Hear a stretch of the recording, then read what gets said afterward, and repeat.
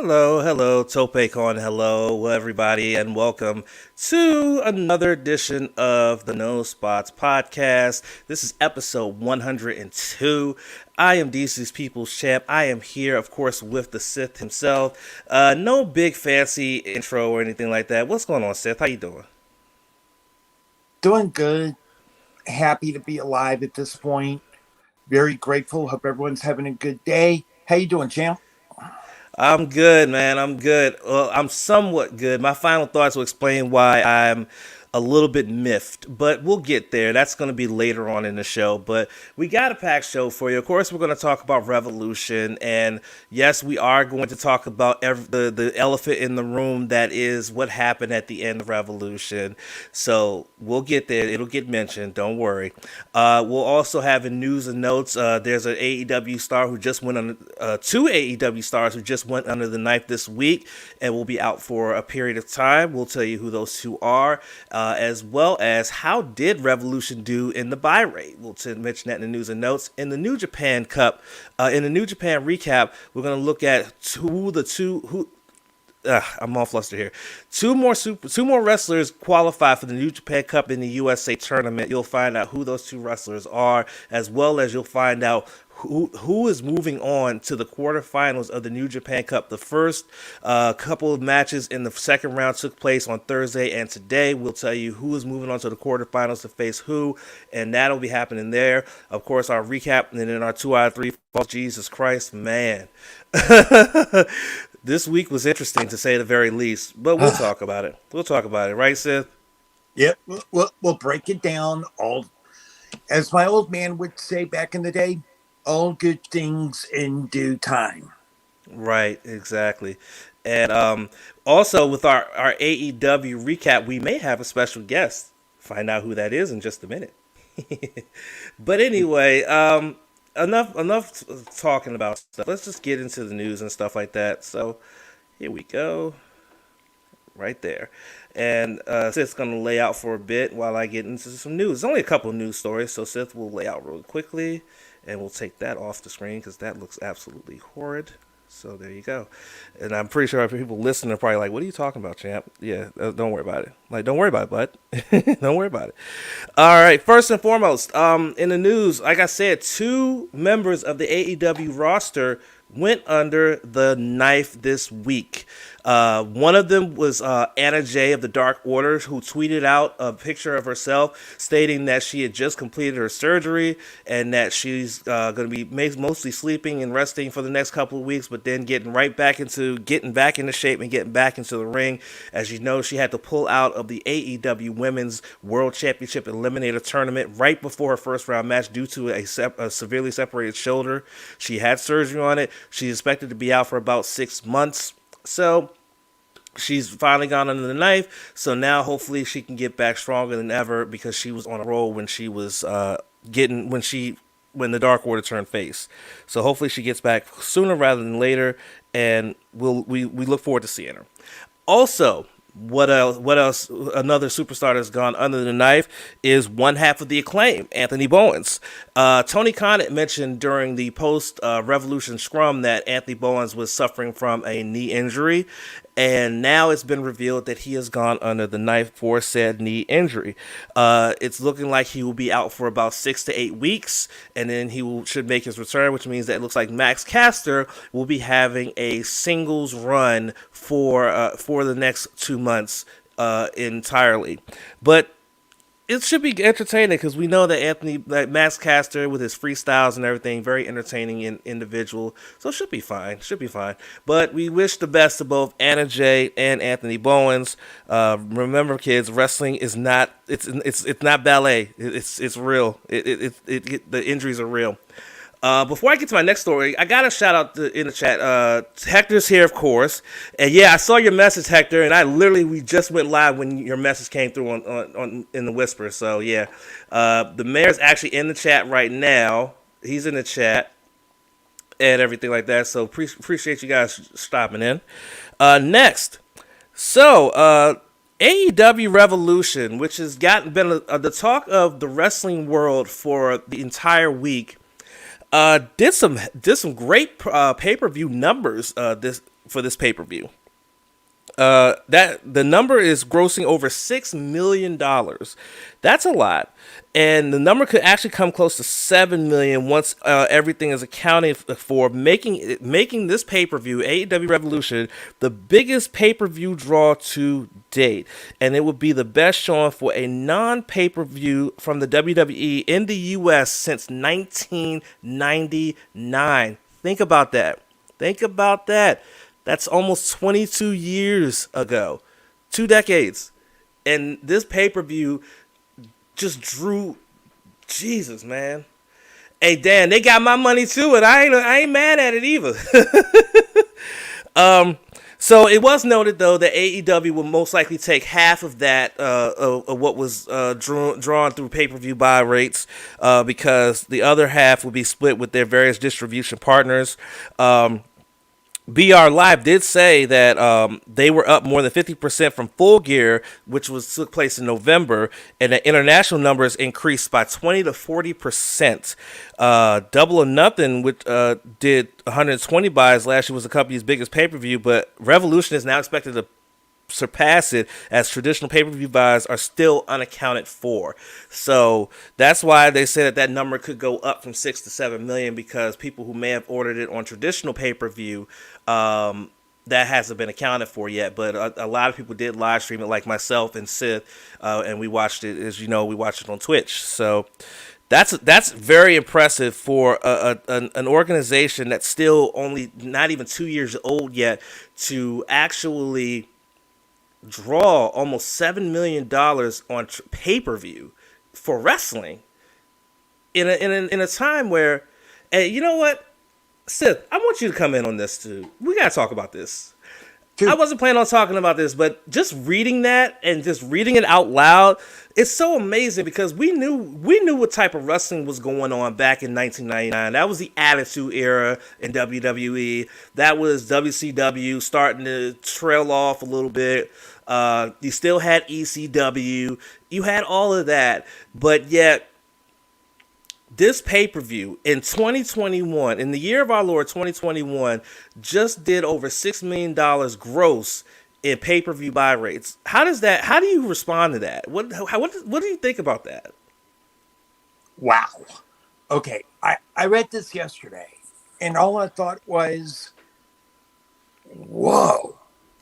Not since 1999 has a non-WWE pay-per-view grossed this much. This eclipses everything that happened with TNA, everything with Impact, everything with Ring of Honor, New Japan, whatever. Boom. Just eclipsed. And grossed more. And we'll address the elephant in the room later on, but I just think it's amazing. Because I was one of the ones who bought in the traditional pay-per-view. I did it through Xfinity. It was very simple to order. Mm-hmm. Because I don't get Bleacher Report on my TV. So I ordered it on Xfinity. And I can't wait to see those numbers for the traditional pay-per-view. That should flip 7 million right there.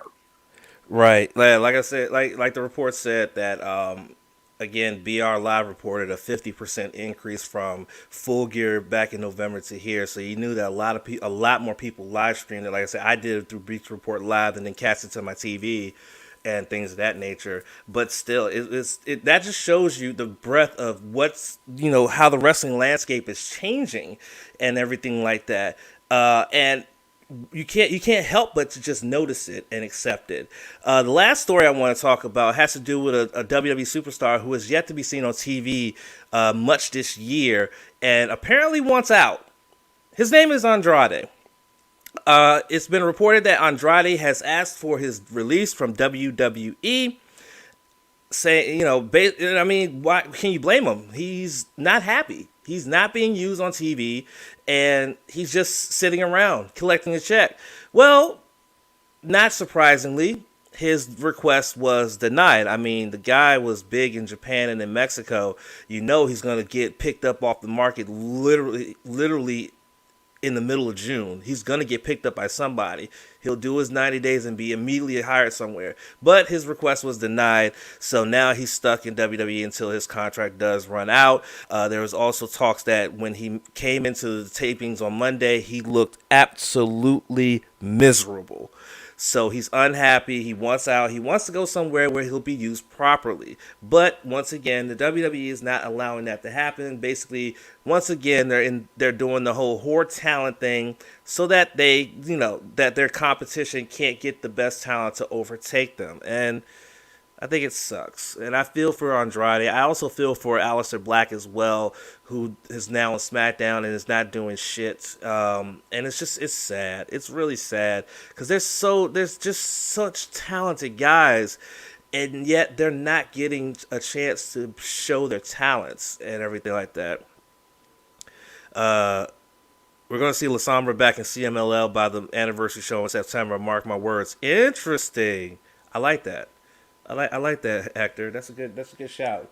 Hey, That's what yes. And I have one problem with that. Go ahead.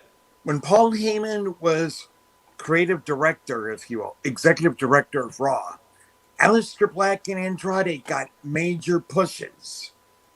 I mean, That's they right. were pushed heavily because Paul understands something that Champ, myself, the mayor, even Hector understands. You have to push the younger talent to build things up for the future. But when he lost that executive director job, it went right back to the tenured vets and people like Andrade and Aleister Black, gone. Yeah, and that's, I mean, and it sucks. It really does.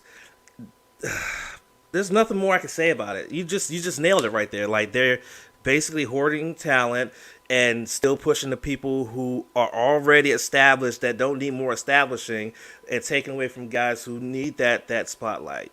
Dan said, "Yep, hoarding talent as usual," or can we say hoarding talent? No. Nice.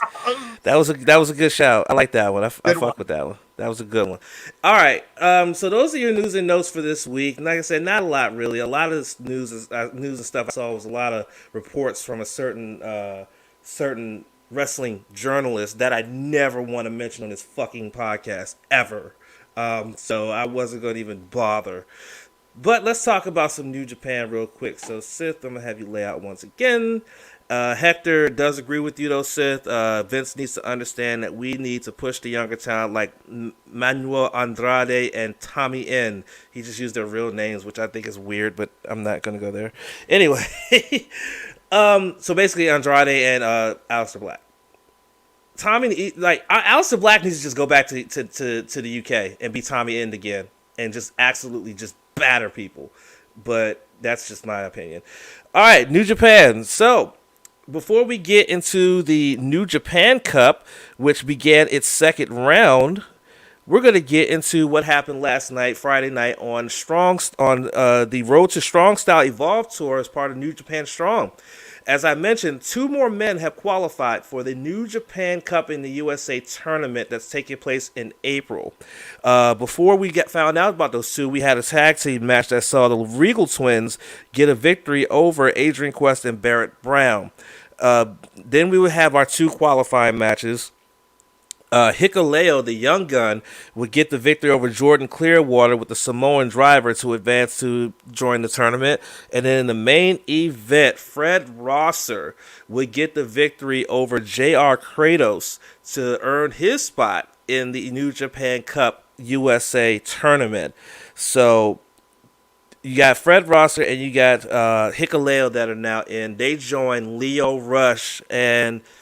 oh my God, why is the name escaping me? I'll find it. But anyway, they join a field that includes Leo Rush for the New Japan Cup in the USA tournament, with the winner getting a shot at the IWGP United States Heavyweight Championship, currently held by Jon Moxley. So they'll get the nice little briefcase just like Kenta did, and they will get the shot at the U.S. Championship. Meanwhile, I'm going to look up who got in last week. Tom Lawler. So Filthy Tom Lawler, Leo Rush, Fred Rosser, and Hikuleo are now part of the field for the New Japan Cup in the USA that's coming up next month. Now let's talk about the New Japan Cup. Thursday, the second round began, and you had two matches from that second round that took place. You had Toru Yano against the Great O'Khan, and you had Evil versus Jeff Cobb. And in what many people may consider an upset, given the dominance shown by Great O'Khan, Toru Yano managed to get the victory over Great O'Khan via a count out. Well, not count out. What did he do? Oh, man, I can't remember. But he managed to beat him. Oh, he beat him with a roll-up. That's right. He beat him with a roll-up and got the victory. And so he moves on. There was a bit in the match where Yano literally tied O'Khan's lock into the guardrail. And somehow, some way, O'Khan just happened to have a pair of scissors in his boots and cut his own lock off and got back in the ring.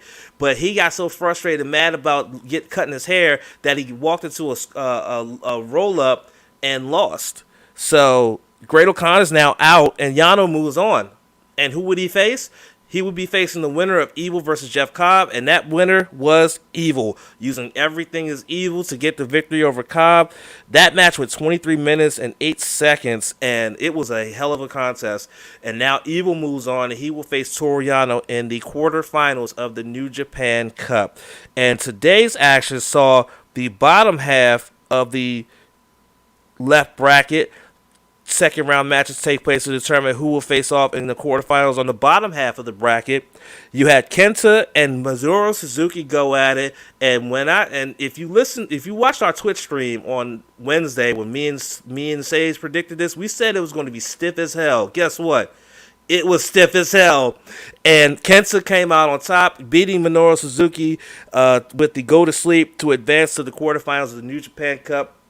One other thing I wanted to mention about this match was how funny it was. Kenta came out with a newspaper and he pulled it out after his entrance, and he sat in the corner while Suzuki was making his entrance. Kenta was sat there reading the newspaper like this here. Just totally taking the piss out of fucking Murder Grandpa. I said only Kenta could have the balls to take the piss out of Murder Grandpa and not be afraid of Murder Grandpa murdering him. So there you go. That's what happened there. So, and then in the main event, Shingo would move on, and as he defeated Hiroki Goto with the Last of the Dragon in what was an incredible second round match between those two. And so we're going to be getting Kenta versus Shingo Takagi in the quarterfinals of the New Japan Cup coming up. So I cannot wait for that. Hector, you and Sage both told me it was going to be Yano versus Evil, and I didn't believe you. So I want to say fuck off. Anyway, Kenta gives no fucks is the correct phrase right there, Corey. Shout out to Corey in the chat. What's going on? So that's it for your New Japan recap.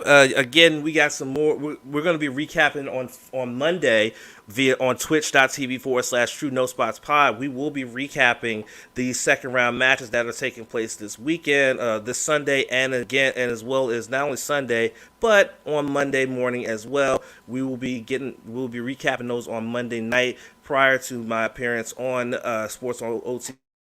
Sports on the Hill podcast for Wizards Roundtable. So make sure you tune in for that. Right? Okay. So let me just do this real quick. There we go. And I'm going to bring back Sith in here. Yeah, no, Kenta, like Sith, I'm being so completely honest with you. Kenta was literally sat in the corner, just sat there. Because when he came out and he went to go to the top rope to do the Too Sweet thing, I saw something in his back, and I was like, what the fuck is that? It's some kind of paper something or other. And so when he got done and they was getting ready to introduce Suzuki, he pulled it out. It was a newspaper, and he literally sat right there and just was like, he never looked up at Suzuki at all. And then when Suzuki got in the ring, Right? Listen, I bullshit you not. When Suzuki got in the ring, Kenta was lying, like he was laying on his stomach, still reading the fucking paper. And I said, Kenta, you are a brave man. You are a brave fucking man. Because he literally just gave no fucks to Suzuki's entrance or anything like that. He just sat reading the paper. And then finally, I think Suzuki had enough and threw the paper away. So then Kenta did his normal ducking in and out the ring and in and out the ring and shit like that, just to try to take the piss out of him and everything like that. But when the match actually happened, man, it was an intense match. It was very intense. You definitely got to go back and go and watch that. That's that's definitely a match you got to definitely go check out. That one. For those who are new, one of my favorite things, and I'm addressing everyone who's watching right now. One of my favorite things, and Champ knows this, is when wrestlers take the piss out of each other and just do shit that just goes sideways. So the idea of Kenta reading a newspaper, I'm fucking dead. Dog, he was literally just sat there, just reading the newspaper, not giving a single fuck about Minoru Suzuki, and I was just Paul like, "You Ellering are would be proud. You are so fucking brave, dude." But in the end, he won, so who cares? But no, definitely, if you haven't seen that, I'm sorry for the spoilers, but it's been the day. Like, it's almost been the whole day. You had time to watch it. If you haven't watched it by now, I don't know what to tell you, fam. I'm watching it tonight, definitely, just to watch Kenta just. Damn. Yeah, definitely watch that. But no, watch the war between Goto and Shingo. It was absolutely amazing. Oh. That it was amazing. Hint for you all. In a previous pod before we hit number 100, where we're doing the top 5 matches of 2020, the one that I did from New Japan Wrestle Kingdom from last year was because Champ's like, dude, you got to watch this fucking match. Right, and I included a match from Road to Summer Struggle between Suzuki and Nagata, which was absolutely amazing.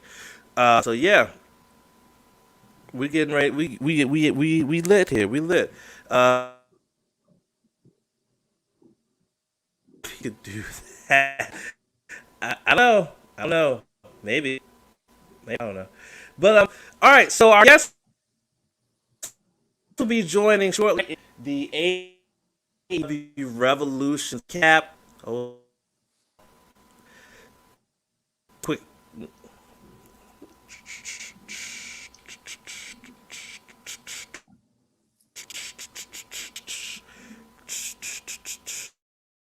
Breaking up, ain't I? Just a tad. But not too bad. Okay, we're back. Okay, we're back. Yeah, because I saw. See, now what we use, StreamYard, it indicates to me when the internet is, and that video gives me a sign to say, stop talking. Like now. Sif, you talk. Okay. What Kenta did, and Champ loves it when I do that. You know, I love it when wrestlers just take the piss out of each other just to get. It's ring psychology. Okay. Okay, I'm back. Okay, cool. I'm back. Okay, let's hurry up and let's get into this before this thing pops up again, because I don't want to have to deal with this. Right. So AEW Revolution took place on Sunday, the first Sunday pay-per-view that AEW has held. All of their pay-per-views have normally been on Saturdays, but they were going up against UFC if they went Saturday, so they decided on a Sunday. And it looks like they're going to do Sundays going forward, as it was announced during the pay-per-view that their next pay-per-view, Double or Nothing, will be on a Sunday. So it looks like they're embracing the Sunday pay-per-view gimmick, which is cool. Now, what can we say about AEW Revolution that hasn't been already said, excluding the ending? Let's leave the ending out for now and just talk about the show itself, the matches. What can you say about it except that the matches were all well done? They're really, in my opinion, this is only in my opinion. I'm just a wrestling fan. I'm not a wrestling journalist. I'm not a wrestling insider. I'm just a fan. And from me, as a fan's perspective, I didn't see not one match on this card. There was not one bad match on this card. Man, but listen, it wasn't one bad match on this card. Now, I've watched a lot of these, and Seth, I'll give you a chance to respond as well. I watched a lot of these, wrestling presenters, and given subpar grades to matches that were actually really good. And it's like, man, I hope I don't get to that point where I'm looking at a match and I'm looking at it from a presenter slash insider slash journalistic perspective and not for what it really is, which is supposed to be entertaining and captivating. And then sitting there and, calling it an average match when it was anything but. But that's just me. Sip, how did you feel about Revolution, honestly? Okay. Because you watched it twice, so how Yes, did you feel about it? For those who don't know, if you're new to the pod, I rewatch all pay-per-views, whether it's AEW, Impact, WWE, NXT. I watch them twice. They both had one common thread: the initial watch on the live stream, and then the rewatch the next day. Seamless. It didn't feel like a chore at all. Compelling storytelling. Really excellent matches. I will address the elephant in the room in my final grade. I'll take care of that later. But match by match, I don't know what these journalists or insiders were on, but it was an enjoyable pay-per-view from start to finish. You take away the ending, it's great. There's not a single bad match on that card. All 9 matches were good. They weren't average. They were either very good or great or good. They were not average. Right. Yeah. No, I mean, like I said, as this is all of the opinions of us as fans, right?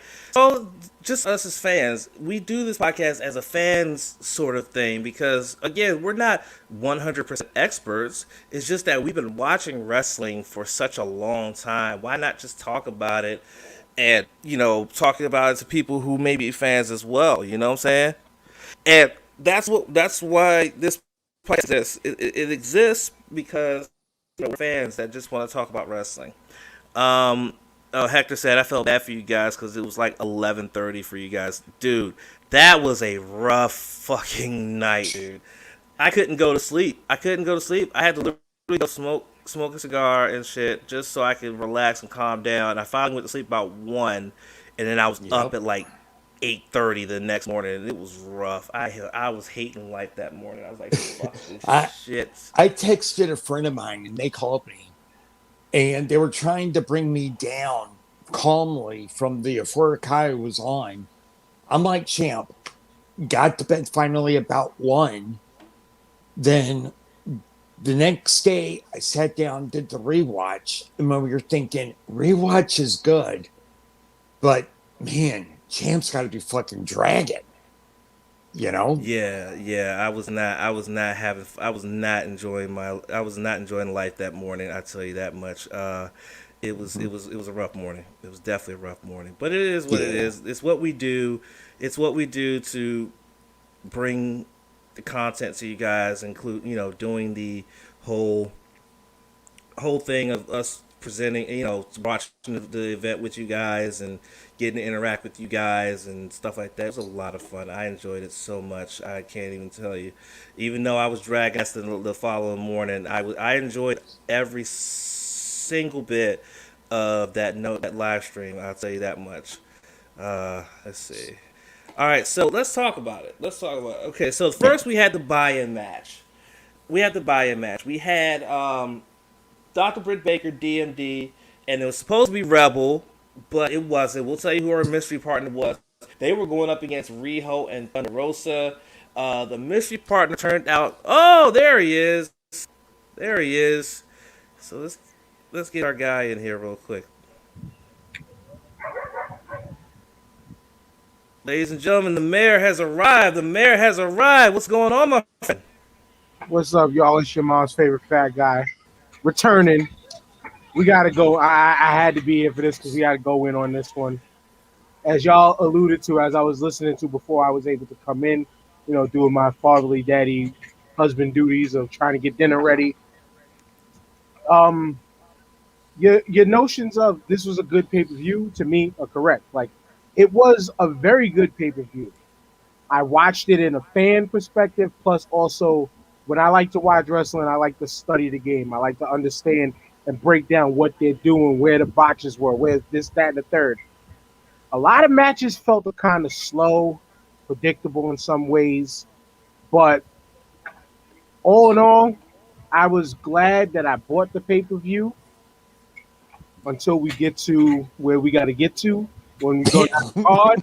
But you was going in on the Riho, and Riho Thunder Rosa, Britt Baker, and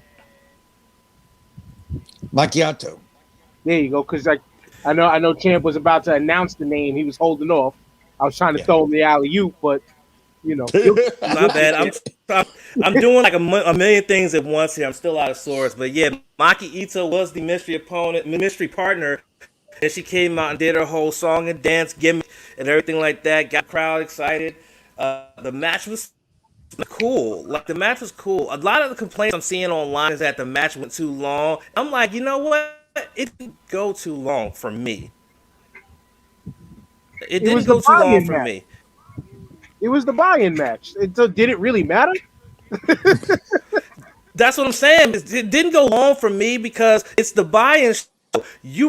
What are you gonna do with the extra time you would have had if that match would have went short? What, show the same video you've been showing since the first half hour? No, let them get towards the end of the buy-in show. Then you only have a couple minutes to replug everything, get JR's old ass out there, and start the pay-per-view.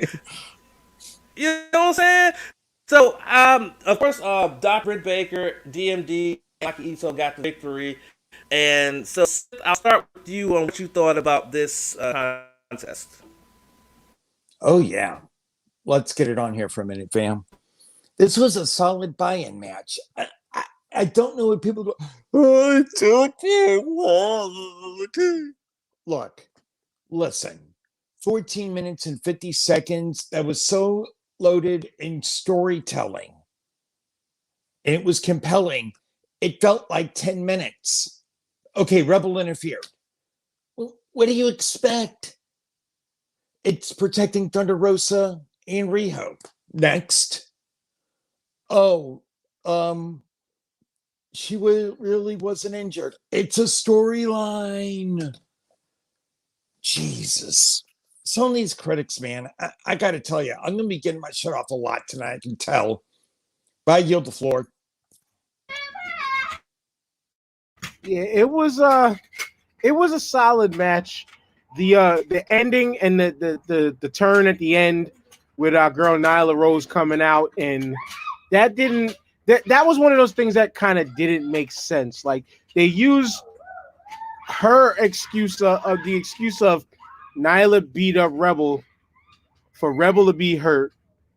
The doctor's note part was great. That was a great addition. Like, she tried to slide it in like, well, I am a doctor, but but that part was cool. But to slide in the fact that Nyla Rose beat up Rebel she couldn't compete in the match, and then Nyla Rose comes out and is on their side was a swerve that just slightly didn't make sense. Like, they should have utilized that, in my opinion, to put Nyla Rose in the match. If you want to really keep it real, but nonetheless, that didn't happen. Nyla still got some camera time on the pay-per-view, which was dope, and the match was a solid match. There was a little bit too much for me, too much of the posing aspect from what's her name, Maki Ito again? I forgot. Was I say right? From Maki Ito and Riho, and there was a little bit too much of that extra stuff that, like, they do in the Joshi side in Japan. I get you got to do the showmanship, but how long do you sit on that before the next move?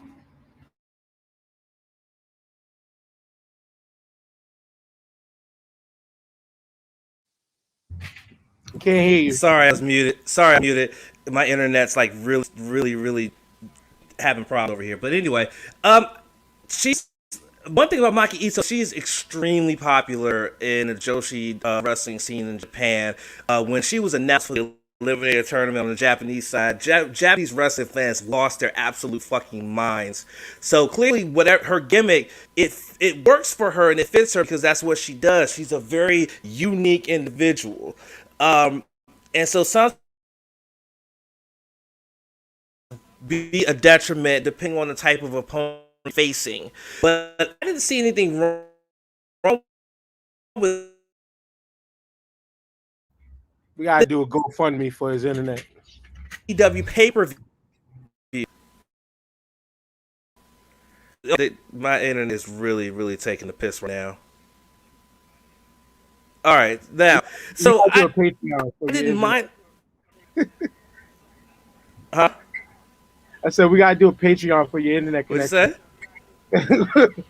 We gotta do Word, a Patreon. man. I've been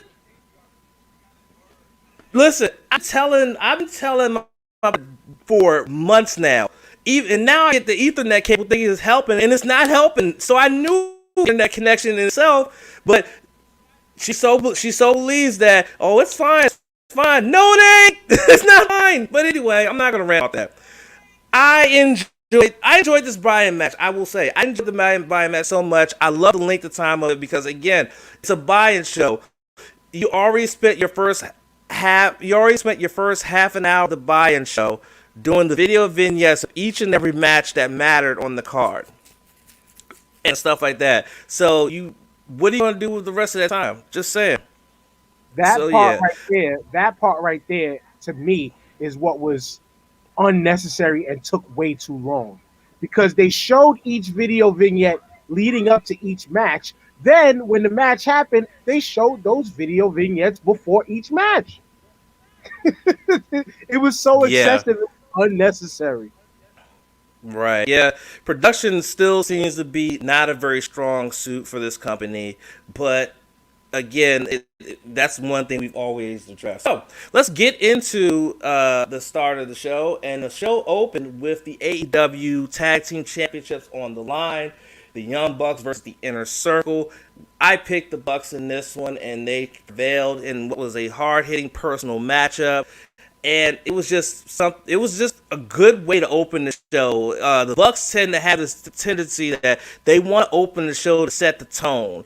And Chris Jericho, he's up there in years. He's 50. He's been wrestling for 30 years, but he can still put a match that tells a great story. And then you got MJF, who's only 24 years old and stuff like that. And it's just a testament to how well this match came together. I mean, the story behind it was there, and everything about this match was good. The match was too long. That's another thing I liked about this was the match didn't go too long at all. Even though typically championship matches should be at least 20 minutes, and this one wasn't 20 minutes. So, all in all, this was a great way to start. We did personal rivalry, and you let it just do its thing. What you think, Mayor? What you think about that tag team opener? Yeah, the Superkick brothers did their thing, and it went the way that it should have went. It should have went with them with the win, because we all know what happened on the next night. The Wednesday, but I was glad that it happened that way. I was glad that it happened that way because MJF is gonna get a title. He needs a singles title. I think they need to build him with like a make up your own kind of like the FTW. But those tag titles and them two, it wouldn't have worked. I mean, it would have worked, but it wouldn't have worked right now. So I'm glad the Young Bucks won. It was a very good match. Damn, I wish I could remember some of the spots in the match to talk about. But all in all, there's nothing to complain about with that match. There's a good way to start off the show, get them in and out, see as many super kicks as we get them out of the way early. Like you said, give Jericho and his old ass, get him in the showers and let him get in bed early because time is catching up. So he's still doing his thing, and all in all, good match, great match.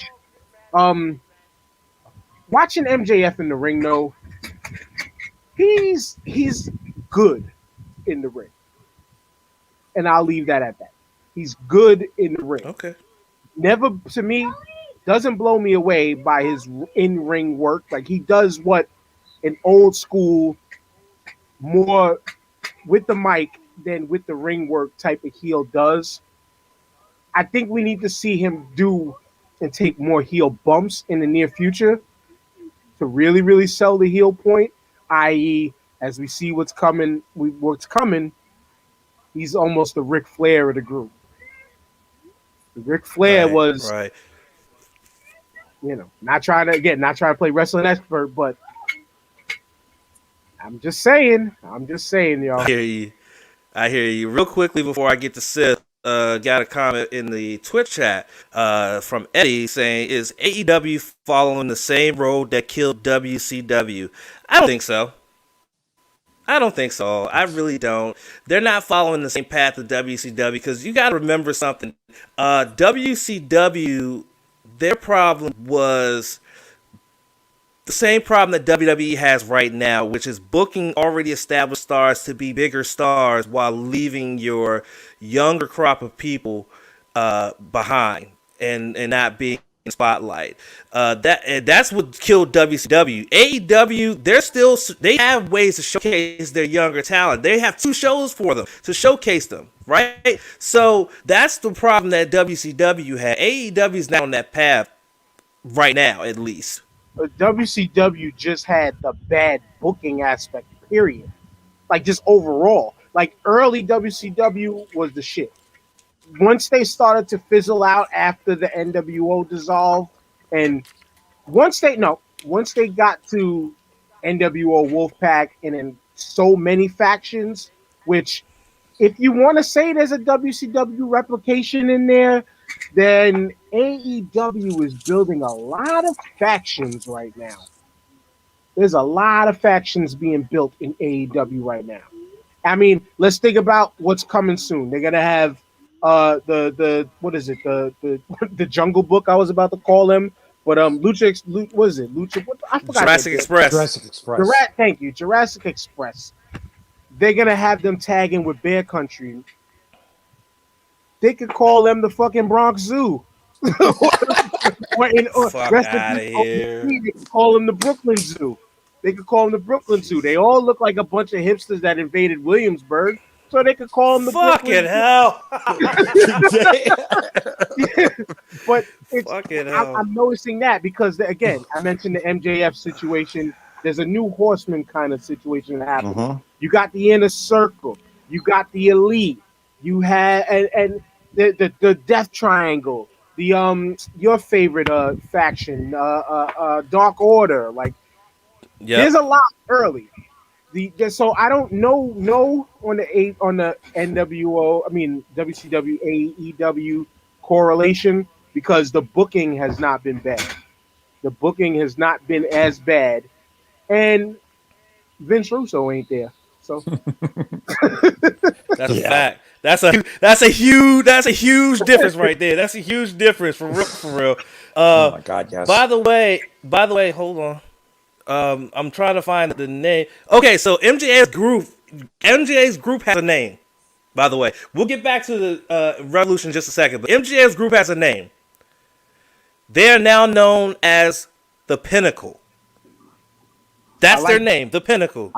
I like that a lot, actually. That's pretty damn good. But yo, just to real quickly address a comment in there from M78 Eddie. He said, my point is, stop bringing in old WWE guys, and MJF is the best heel in the business. No ifs, ands, or buts about that. I'll give you that on the MJF. But the old guy thing, you know what? I will express that once we bring up the big reveal later on. I'll express what my feelings were on that. Right. Yeah, no, good shout on that one. Hector, is Kenny still in the Elite with the Bucks? Maybe off camera, maybe backstage, yes, but on camera, no, he's not. He's rolling with the Good Brothers and stuff like that. They tried to make the Bullet Club in America, and the Bullet Club said, nah, fuck that shit. So, and plus Bullet Club is owned by New Japan, so they can't use it. So there you go. Anyway, Yes, Hector. They're known as the Pinnacle. Anyway, next we had after the Okay, champ. AEW World. Yes. I got to Oh, do tag Sith. team real quick. Sorry, so sorry. We just Hey, got no worries, sit no all worries. over the place. Go ahead, my man. Go Hey, ahead. so am I at this point. Look, okay, so we had a solid buy-in match, and you follow it with one of the matches on the main card for a championship without a stipulation. You see, that was actually a smart way to work the card out to start it off with. Again, people crying it was too long. It was 17 minutes and 50 seconds. 17 minutes and 50 seconds. It was not a long match. The pacing, the storytelling. You thought you had spots where one team could have won over the other. Wardlow was involved, but nowhere near as much as Wardlow usually gets involved. And Jake Hager didn't get involved either, which made the match that much better because you expect Jake Hager to come in and get involved, Wardlow to be heavily involved. It wasn't that bad. So that's another reason why the match was good. It was just a solid match. Yes, the Bucks won, but MJF is the most over young heel in pro wrestling, period. End of story.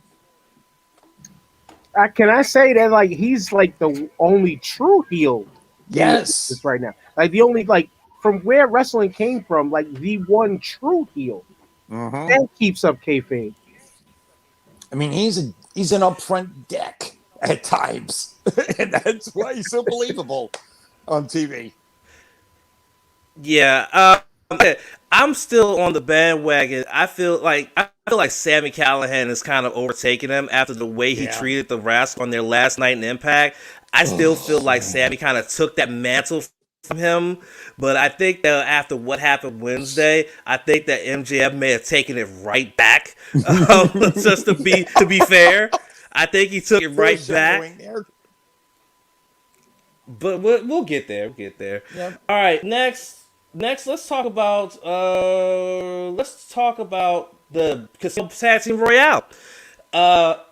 And wow, this is what's wild. This is what's wild. The fact that I was able to pick the correct team. The fact that I picked the correct team for this match that had 15 teams in it, and I managed to pick this right team, which was Death Triangle. Wow. I think this matchup right here, one of the things I've noticed people mention a lot about online is out of the tag team, lower no tag teams, all of them went, they got the shit off, and they got eliminated. That's all they did, and that was fine to me. You know, they get in, they go off their big shit and everything like that, and then they just get eliminated by. Jungle Boy is just amazing, isn't he?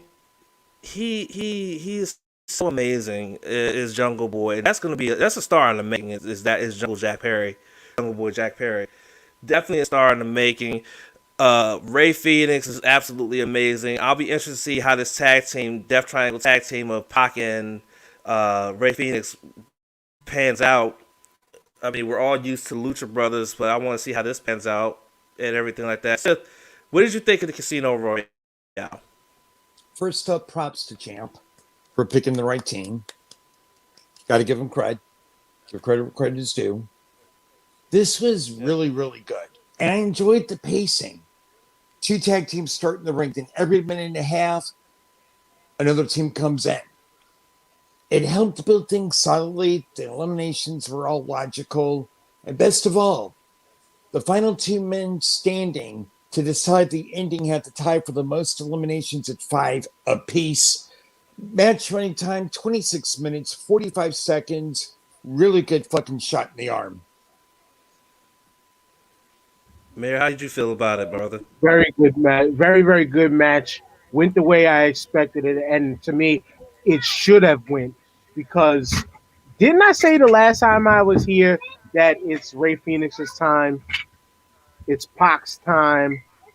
It's the Death Yeah. Triangle's time. It's their Yeah, you time. did. You did. If this is their way of giving them a true launching point, especially let's remember Pac. I hate saying Pac.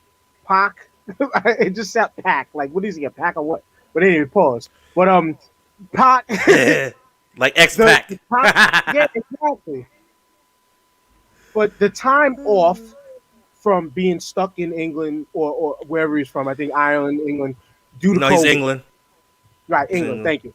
But the time stuck in England due to COVID and the needed return of the bastard in this situation, Ray Phoenix starting to shine individually because Penta was out for a little while. Now Penta's back and disrespecting Cody, but maybe we'll get there. But just it's just time for them. It's just time for them. This was well placed, well put together match. Putting them last was kind of like it draws some thoughts to me like this is interesting because you would want to see guys like them go the distance, but also for the types of maneuvers that they do to keep them tight in a short window, which is i.e. the end of the match and the high level and high impact that those two possess in the move set that they carry. It was okay to leave them at the end because, like you guys said, everybody was able to get their shit off. So they was able to come in, get their shit off at a high level without having to really burn too much energy, not worry, risk injury, things like that. So this was a well-booked, great placed match, and the right people won, in my opinion. The right people won. Indeed, And indeed, thanks, indeed. Hector. You caught the shout out. Yeah. He and Sith, what about you? How did you feel? He went already, no? Yeah, I went already home. Oh, my bad. I told you I'm out of sorts, y'all. Y'all don't understand how this week has been for me. This week has been awful crap, and I'm just like over it for real, for real. There were a couple spots in there that were like really, really crazy. Like the spot where Uno got eliminated, it looked like he didn't want to take the flip bump onto the floor, so he literally ran across the apron and hit the ring post and fell off. I was just like, yeah, Uno wasn't trying that flip bump on the floor. He wasn't feeling that. He wasn't feeling that shit at all. Yeah, I knew that. I know that's right. I ain't even gonna lie to you. It was funny. It was comical, but I knew as someone who has wrestled before, I knew it was in his mind. His mind was, I'm not taking this flip up onto this hard ass floor. You can kill that noise. I'm cool. But I think overall, I thought it was a fun match. It was a lot of the teams that you see on Dark that finally got to be on pay per view. So that's awesome. So that some teams that you normally see on Dark actually got to be on pay per view, got to be on the big stage, and got to show their talents to a much larger audience. Because I'm sure that they're getting some views on their YouTube show on Dark, but compared to the fact that this pay per view just grossed over $6 million, that should tell you that a lot of freaking people watch pay per view. And for teams like Bear Country, like Top Flight, all of them to get that chance to see that was awesome. And the team that I picked ended up winning, so that was awesome. And And quick I can't shout wait for out to that. Bear Country, yo. Quick shout. Those dudes look impressive. I, Yeah, I love the big man pause, but I love the big man in wrestling. And them two dudes, they have a look about them that if treated right, that's serious. They're gonna be serious. I like them. yeah. I've been watching Bear Country since they debuted, and they're mostly on Dark, but they're extremely, extremely impressive. And I think that they are going to be a tag team to look out for in the future, definitely.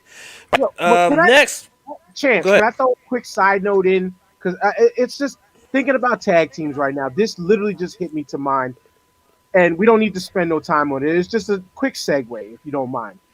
Well, Thinking you know I'm a back tag team on, wrestling fanatic, so go ahead. I'm not really a tag team fanatic, other than the Dudley Boys are the greatest team ever. But we'll stop there.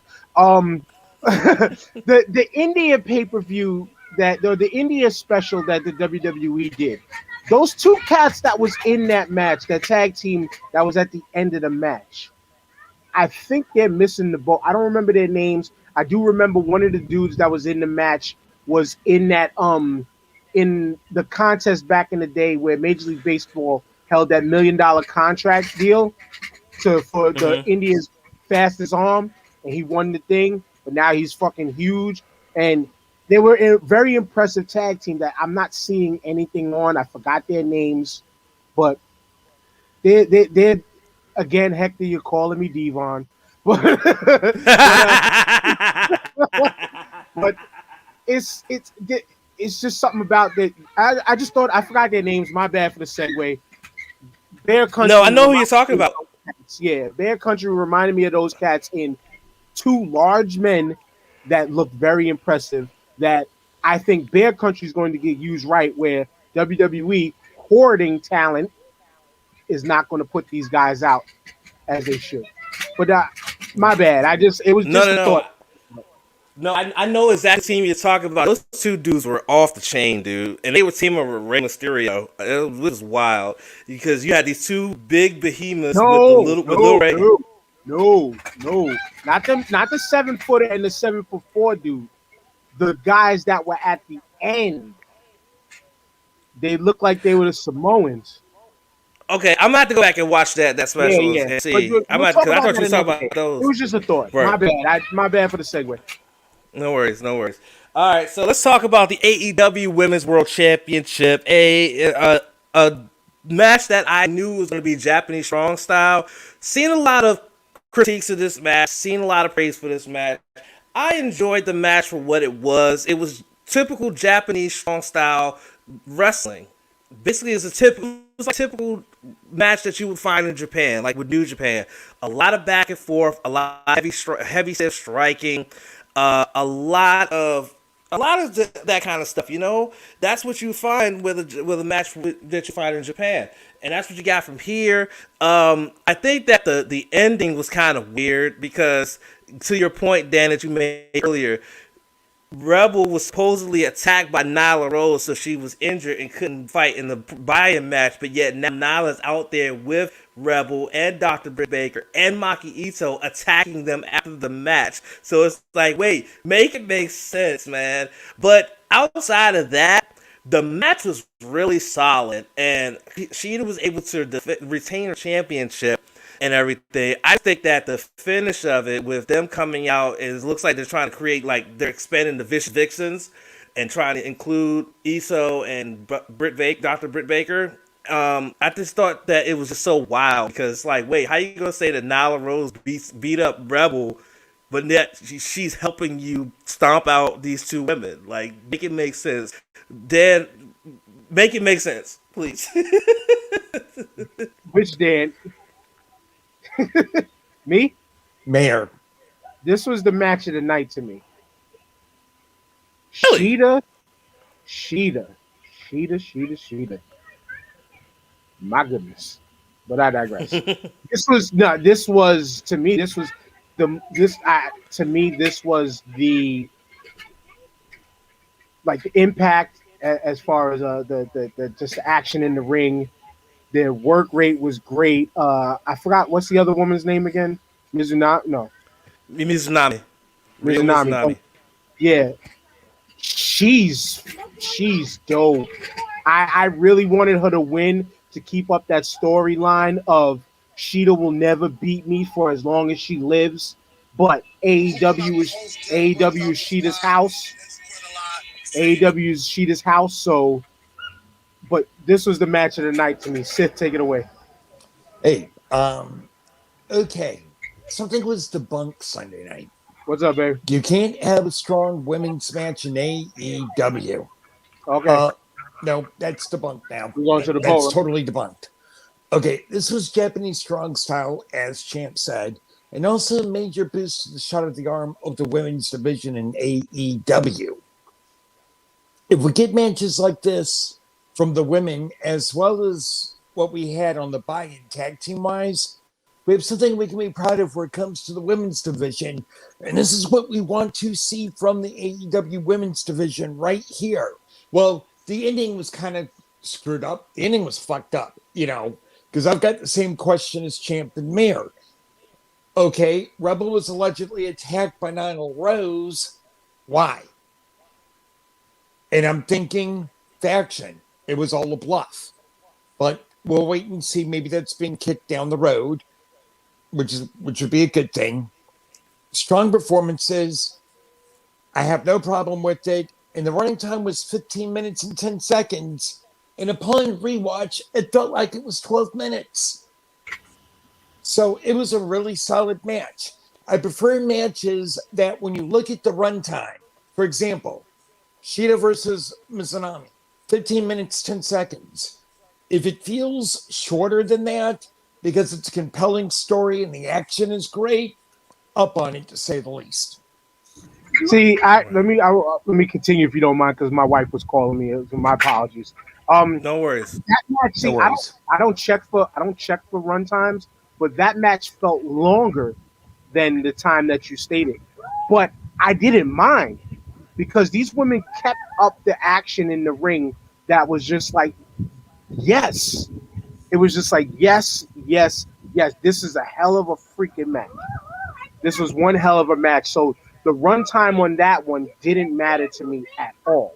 It was the runtime. I think most people complained about the runtime of the pay-per-view overall more than the matches. Champ? Yeah. A couple comments from Hector. One, so he said, anybody else think Mizunami saw Okada, but hey, I could use that gimmick for myself. Probably not. But Okada does seem to have a lot of a cult following in Japan and around the world, so I wouldn't be surprised. Oh, and he has a question for you, Mayor. He said, I got a question. Are you the mayor of Paynesville, Dan, that Russell mentions in their call out for the review? No. I just answered them. I just answered them. Nope. Okay. I don't know Good. nothing about Wrestle. Yeah, I followed them on YouTube, and I watched a couple of their videos, and then I just stopped watching them. I'm still following them on YouTube, but every time their videos pop up, I just swipe the notification right and keep it moving. That's all. I have four that I mess with. It's y'all. It's my boy B Rob's show. Wrestling is trash. Mhm. The UWO, and Busted Open, and that's about it. That's who I follow when it comes to wrestling. And then Fair, on fair, YouTube, you fair. know, the WrestleManias. Oh, Wrestling with Regret. Shout outs to that dude, man. That kid's channel on YouTube is fucking amazing. I love it. That's about it. On Yeah, wrestling, I don't follow any outsiders. nice, nice. All right, let's move on to the special tag team matchup that saw Miro Kip Sabian defeat the best friends Orange Cassidy and Chuck Taylor. The match started in the back where the best friends were getting ready to cut a promo. Kip and Miro just jumped them from behind, jumped them in the back. Ran Chuck into a window, then put him out bleeding. Miro cut a promo on him saying, I can make you a star if you just accept it. And of course, Chucky T, trying to be heroic babyface, said, just ring the damn bell. And it led to basically being a handicap match until Orange finally came out. He got on fire. Towards the end, though, was what was really, really compelling about what was otherwise, in my opinion, a okay match. Like I said earlier, there wasn't a bad match on this card, but wasn't. Miro goes in to get Chuck, but and then Penelope goes down. Kip, legal man, after this point, his wife to help him. Miro is kicking the ass out of your And realizes.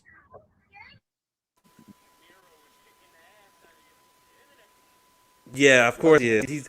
He went nuclear on Twitter. He went nuclear on Twitter earlier. I'll mention that later, but he went nuclear on Twitter. Ever. Yeah, he went nuclear on Twitter because of something that happened, but I'll talk about that later. But he kicked the crap out of both members of Best Friends. Meanwhile, Kip goes out to check on Penelope, and then Kip says, "Oh shit, I'm not legal. I need to go and get legal." So he goes and tells Kip, "Get in here and so I can tag you in. I can tag in."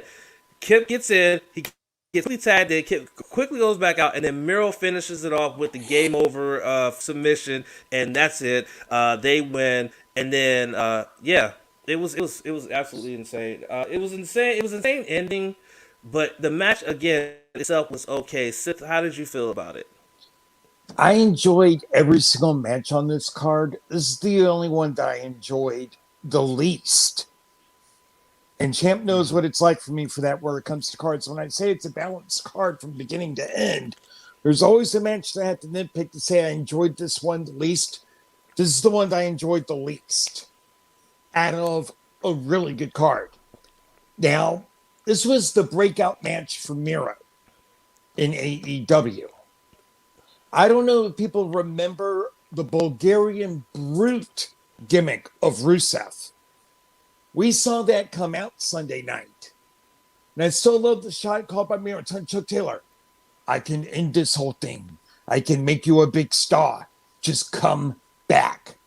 And Chuck's like, shit, I'll take an ass whipping. 7 minutes, 50 seconds was your runtime. And on the rewatch, it was a smooth match to watch on the rewatch, but it was the only one that I liked the least out of 9 matches that I all enjoyed. Mayor, how did you feel? I'm with y'all. I'm with you. This match should have been a 2-minute squash. From what they did in the back, bringing them out, just beat the piss out of them, and that's it.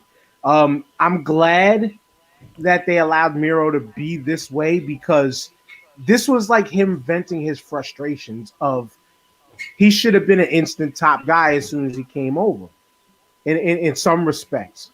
But I think now is where the table is going to turn to where they're going to start utilizing him right. They got to get him out of this best man. Well, best man to Kip Sabian, who good wrestler. The character to me just that whole vibe just sucks. That's just my opinion. I don't say he sucks because he was a damn good wrestler in the ring, but it just doesn't fit what Miro needs to be doing. It doesn't fit. So they need him to. I think this is going to be the turning point for him. This should have been a 2-minute squash. This was the weakest match of the night, hands down. Yeah, I gotta agree with the consensus. Like again, there were 2 matches on this card, in my opinion, that were okay, and this was one of them, and it was on the lower end of okay. Granted, the story was there and everything like that, but that was it. It was just a story there that would keep you there and keep you focused on it. Other than that, it was okay. I did like the ending, especially the little tease that Miro was like all fired up and looked like he was ready to beat up Kip, but then he was like, "Hey, we're still buddies. Hey, we're good, pal." I like that bit a lot because they're really AEW has a thing about they'll throw us a couple crumbs to indicate where they're going next, but it won't be to the point where it'll happen immediately. They'll give us a couple crumbs here and there to say, okay, this is happening. He's gonna turn on him and he's gonna go out on his own. You just don't know when it's gonna happen. It can happen this Wednesday on Dynamite. Hell, it can happen on freaking Dark for all we know. But all we know is that somewhere down the line, it's gonna happen where Kip and Miro are gonna go their separate ways, right? But like I said, this match was okay. I'm not gonna trash it because they did the work in the ring, and it was only 7 minutes or just under 8 minutes, I should say. So it was okay. I will say that. And then like I said, there were 2 matches on this card that I thought were okay. It was this tag team match, and then it was the match after that. That was also an okay match, and that was Matt Hardy versus Hangman Page, the big money match. Hangman got the victory with the buckshot. It was a good little matchup. It played off to the story of Matt thinks he has all this money. He's got all these people that are gonna ride for him and help him out, but then he doesn't realize that Hangman has an entire Dark Order faction helping him out, and to pretty much help him get the victory over Matt Hardy and celebrate with him, and it was a really cool moment. But the match was it's just a match that I will not go back to watch again. Not to say it was bad. It's just a match I will not go back and watch again at all. Dan, Mayor, you giving me a face. I'm gonna start with you. You're Yeah, giving me a face. I'm with you, man, and I'm starting to take the wave of my boy B Rob and saying, Matt Hardy. I mean, I understand your importance behind the scenes, but he's starting to lose a step, and I'm glad the match went the way it did. It could have been a little quicker, yes. It could have been a little, get it done over with. But this was a blow off for big money, so it had to go to the length that it did. Um, Hangman Adam Page is starting to make me a believer in him. At first, I wasn't digging the cow. I don't dig cowboys really. Period in life. Period. I'm a city boy. I'm a New York kid, but Hangman Adam Page is another one that needs to start going trending upward because him as a talent in the ring and him being like you could say one of those foundational members of AEW to start this thing off. Like he's one of the few who outside of that tag championship hasn't really gotten what everybody else has gotten so far. So his time is coming soon too. So, but good match. I'm glad it went the way it went. It needed to go the way it went. And this whole Dark Order swerve, like, I hope they have him swerve against the Dark Order. I do. I hope they do eventually. Like, yeah, thanks for your help, brother. Yeah, In yeah, a yeah. funny way. Don't make him a comedic wrestler, but in a funny way. Just, I'll see y'all next time. Right, right. By the way, Seth, before you begin, your buddy from Facebook, Adrian Carter, is watching us on YouTube and says, "What's up?" Hey, what's up, Bay? How you doing? Good to have everyone. By the way, acknowledgement of everyone that's with us tonight. Hope everyone's having a good night so far. Um, this was the other match that I kind of dreaded on the rewatch because it just kind of hung there a bit. Running time was 14 minutes, 40 seconds. It dragged out a bit towards the end. Should have been maybe about 3 minutes, a 10-minute flat would have been a good run time for it. But people need to understand, I got asked this a couple of days ago. And I mentioned this on the live stream Sunday night. We don't have the packed stadium crowds right now. That's why we're not getting the broken brilliance gimmick of Matt Hardy. It just doesn't work with these limited crowds. It only works with a full crowd to have that universe in there. But I do like the big money Matt heel character to an extent. It's something different. I enjoyed the slow burn of Hangman Adam Page joining the Dark Order. And the reason they got involved was to protect Matt Hardy in this instance. And it works for the most part, but even as me, a Dark Order mark, I was one of the original fans of the Dark Order. Champ knows this, Donnie, Mayor knows this. I was behind them. They were both like, dude, heck you behind it. Just trust me, guys. I'm on it. This felt just like the previous match. Good, but at the bottom part of it. Right. Yeah. Agreed. I And I yeah. Like I agree. said, I go ahead, man. Sorry. No, my bad. I said I agree with you on the money Matt Hardy gimmick, definitely. And yeah, the Dark Order thing. That's what I wanted to say real quick, just to throw in. I wasn't on the Dark Order bandwagon because of it was Trump's presidency, what was going on in the world as a whole. Felt like a whites only cult. I'm gonna say it plain and simple. It felt like a whites only cult at the time during the end of Trump's reign, and then the unfortunate passing of John Huber turned it all around because you then immediately felt a sense of sympathy. Though he was spinning it around because the way he was playing that character as like the one was masterful. But he spun it Hmm. around. His unfortunate timely passing was the thing that turned that whole Dark Order situation around to actually make them more lovable, in my opinion. And I do like them a little bit more now. I do start the John started it, but now like bringing in the whole -1 thing made the Dark Order for me. Including his son was like that was like I didn't cry, but it hits you. It hits you right here to make you like that. You know. I cried. I'll admit it. I cried when they did the tribute show, and then they presented him. The whole show I was fine, but when they brought out Brody Lee Jr. and they presented him with the TNT title, I lost it. I was done at that point. I was like, nope, I can't do it. I loved it. I lost it. I loved it. I did too. And the only celebrity that ever made me cry happened to be a wrestler, and it was Owen Hart. The only one. Listen, I'm gonna be real. Again, we're all over the place, but I gotta address this. If you didn't cry when Owen Hart died, you are a heartless human being. Cause I was what? How old was I? I think that was 99, right? I was 17.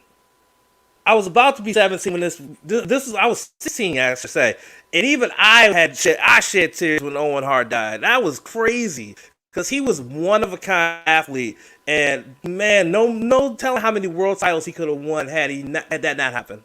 I could go right back next door to my parents' house and show you where I started crying. That's how hard. Oh. That's how that one hit me. And I'm sorry for the segues and side notes, but one of the main reasons why it got me that way because it was known he was next up for a world title run. Yep. And that's made it hurt me more because the Blue Blazer gimmick to that damn taxi cab freaking suit outfit that he was wearing. And he deserved so much more for being so loyal. And it was on the way. But I digress. This is not about Owen Hart. We just started talking about crying. That was it. Irony is that I went past the building that used to house the bar that I saw that pay-per-view in. And it got me for a second just now because it just made me realize where I was at that night. And I admit I was crying in the bar. I was spellbound. I didn't want to believe it. Real quickly, a couple of comments here. Hector said, could we get a new version, Matt Hardy version 1 in AEW once Big Money Matt ends? We'll see. I'm sure Matt will come up with something. Corey said, Dark Order really was a cult. Let's be serious. It was. I'm not going to lie. But it still is. It's just a happy cult now. It's happy clouds and happy trees cult. That's funny. All right. Let's talk about the Face of Revolution ladder match that happened. First off, the big reveal of who it was someone that who was the one that correctly picked the surprise entry for this ladder match. Damn. This guy picked Ethan Page, all ego Ethan Page, off of his messy, I would definitely say messy leave from Impact Wrestling, is now All Elite. He joins the All Elite roster, and he joined this ladder match that also had Scorpio Sky, that had Cody, Penta El Zero Miedo, Lance Archer, and Max Caster. And now that I picked who was going to be the surprise entrant, I also picked the winner, which was Scorpio Sky. The match was your typical ladder match. You had a lot of high spots. You even had the spot where Scorpio Sky gets dropped off of the top rope through a ladder, and he's done for. You think he's done for.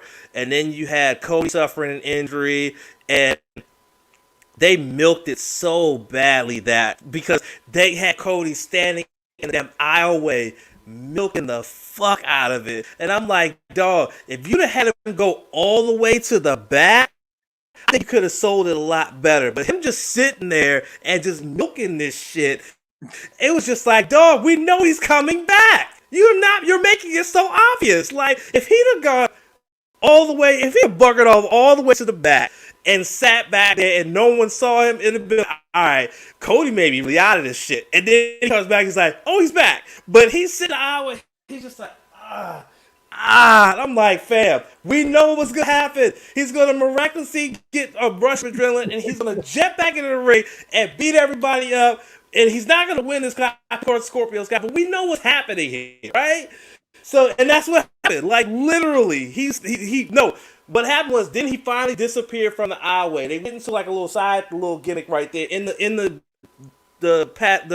gimmick, the thing right there, and then he came back out and he started getting his shit off. I was just like, we know this is gonna happen. Y'all milked it. Y'all made it so obvious. Like, and that's one thing AEW's got to do is they got to make things not so obvious, because they made that way too obvious that Cody was gonna make the miraculous comeback, potentially win, because that's who he is, right? But Scorpio Sky won. I was happy about because that's who I thought should get the shot was Scorpio Sky. Lord, I didn't know it was going to set up for what happened on Wednesday. I'll tell you that much. But Seth, what did you think about this ladder match? All right, first up, I got to give props to my tag team partner, my brother Champ, for predicting not only that All Ego Ethan Page was the surprise entrant and All Elite, but also Scorpio Sky winning said ladder match. Yep. You got the props, bro. Okay, look. This was a fun match. Well, Cody, God. Me and Champ are watching this live like, dude, we know you're coming back. You know, even on the rewatch, I'm like, Cody, cut the shit. All right, you're coming back. But that aside, it was fun. 23 minutes, 15 seconds is your runtime for this one. This is my sleeper for match of the night right here. And people need to remember something. Every spot involving falling on or off a ladder, you're feeling that shit for days on end. You're feeling that shit, fam. So for anyone going, oh, they aren't feeling anything, all they're going to do is take some ibuprofen, fuck you. No, they were feeling it the next day. Easily. But yeah, I enjoyed it. And by the way, I'll get to what happened to Ethan Page later on in the weekend review. But I will say this. It's redemption time for him, because his departure from Impact was trash. I yield the floor. Man, I am glad y'all made me last for this one, because we need to talk about that damn Sonic ring. Hey, yo, listen. That Sonic the Hedgehog ring up there was like, this was comical. But I don't know if anybody else peeped, because I was kind of live commenting while I was watching that night in the Start 5 group. Please, Hector, all y'all in the comments, come join the Start 5 podcast group, please, on Facebook. I was like, yo, they gave him, he was hugging the hell out of that Sonic ring. That shit was funny. But did anybody else catch the shot at WWE and Vince McMahon and grabbing for the brass ring? Oh, we peeped that the moment they announced what it was. We knew immediately. He was like, yeah. I'm glad I wasn't alone, because that was like, knife in the back. Just like when Cody did the whole smashing of the chair with the sledgehammer and all. That was just another little shanking. Like, take that NXT, take that shit. Take that NXT. Yeah, when they announced the match of what the guys was, we knew they was taking the piss out of WWE immediately. He was like, yep, get him. But like y'all said, though, it was a fun match. You know, Lance Archer could have easily taken it if it was, not a predetermined, whatever. Lance Archer could have easily taken it, because his big ass was literally like on like the third rung and was damn near at the ring. Scorpio Sky, it was necessary. And what I would tell you was the predicting, to me, was a little predictable about it, was his appearance on Dynamite the night before, and that kind of mellow, I'm cocky kind of vibe that he gave off, kind of lets you know that it's Scorpio Sky's time to shine next up. He took that L the next Dynamite, but it's his time. I'm glad they're kind of breaking him away from SCU in a way, because they're not really doing nothing with them either. I didn't want to see a man like him get trapped in a situation like that. So overall, Good match. glad that it happened. But the last thing I will talk on, because as you was mentioning, champ, Cody and trying to get his Willis Reed in the Garden moment. That's exactly what he was trying to do right there. And the gaff in that was they did not take the camera off of that runway. He should have went back further into Gorilla instead of right there in the front. They should, like you said, they should have had him cut off to the side. But it was good to do if they did it for like a quick minute or 30 seconds. Try to show him trying to come back and then force him back. It felt like they was in there for 5 minutes. It just felt that long. It wasn't, but it felt like he was in there for 5 minutes, allowing him to buy his time to sell the injury that he already had after Shaq done, bruised the hell out of that man. But they should have pushed him back to the back further, like you said. I totally agree because they left that hard camera. They should have zoomed in or something on the hard camera to take it off of the two runway entrances to eliminate that. And then the Willis Reed moment might have been more effective. Instead, it was a little too predictable. So, but all in all, that didn't stop it from being a great match at all. At all. Right. Right, yeah. Yeah, this was a good match right here. I enjoyed it and I think the right man won. Hector is requesting the link to your group, the Start Five podcast, sir, if you want to send that to him. Corey's like, I would have been fine with Lance winning, but you're right, Mayor. So yeah. And Hector agrees with me that they did telegraph that Cody thing way too much. So yeah. And oh yeah, by the way, Mayor, you probably don't know this, but Hex said in the comments, "I died on that hill twice." What he's talking about is he swore up and down, and he said he was going to die on this hill. That the mystery person in the battle royal was going to be Paul White. He swore up and down it was going to be Paul White, and he was trolling. And when Ethan Page came out, I said, "Hector, you got to die on that hill, fam." And he did. He died on that hill. I wasn't invested in that mystery person. I was invested in the next mystery person that I believe happened right after this, or no? Yeah, it did happen. I believe it did happen after this. So yeah, after this, we would have the big reveal. Who, who would be the big signee for AEW as indicated by Paul White? And it was Christian Cage. And if you watch the Twitch stream, I marked the fuck out. Mm-hmm. Doing this, and he's able to be back in the ring, possibly, and stuff like that. I marked out. I can't lie to you. I'm marked out. I think it's a good grab for the AEW because Chris still has, he has more money in a few years, so he has more in the tank. So I think that he will be a valuable asset again. "Quote unquote," getting old guys from WWE thing. There's nothing wrong with that because look, they're not coming in to take someone's spot. They're in there to help because you got a very, very young roster. A very young roster. And a lot of these wrestlers don't know how to properly work when it comes to TV and pay-per-view. They don't know how to work. So you got these veterans like a Paul White, like Sting, like a Christian Cage, who can teach these guys how to work TV matches, how to work pay-per-view matches, and things of that nature. Knowing that, that the styles are completely different and stuff like that. Knowing how to put together an actual match and making it and being able to present it in a way that people will enjoy and things like that. Listen, Hector, my bad. I ain't mean to hurt your ears, man. But when I heard the music, I knew immediately who it was, and I just couldn't help it.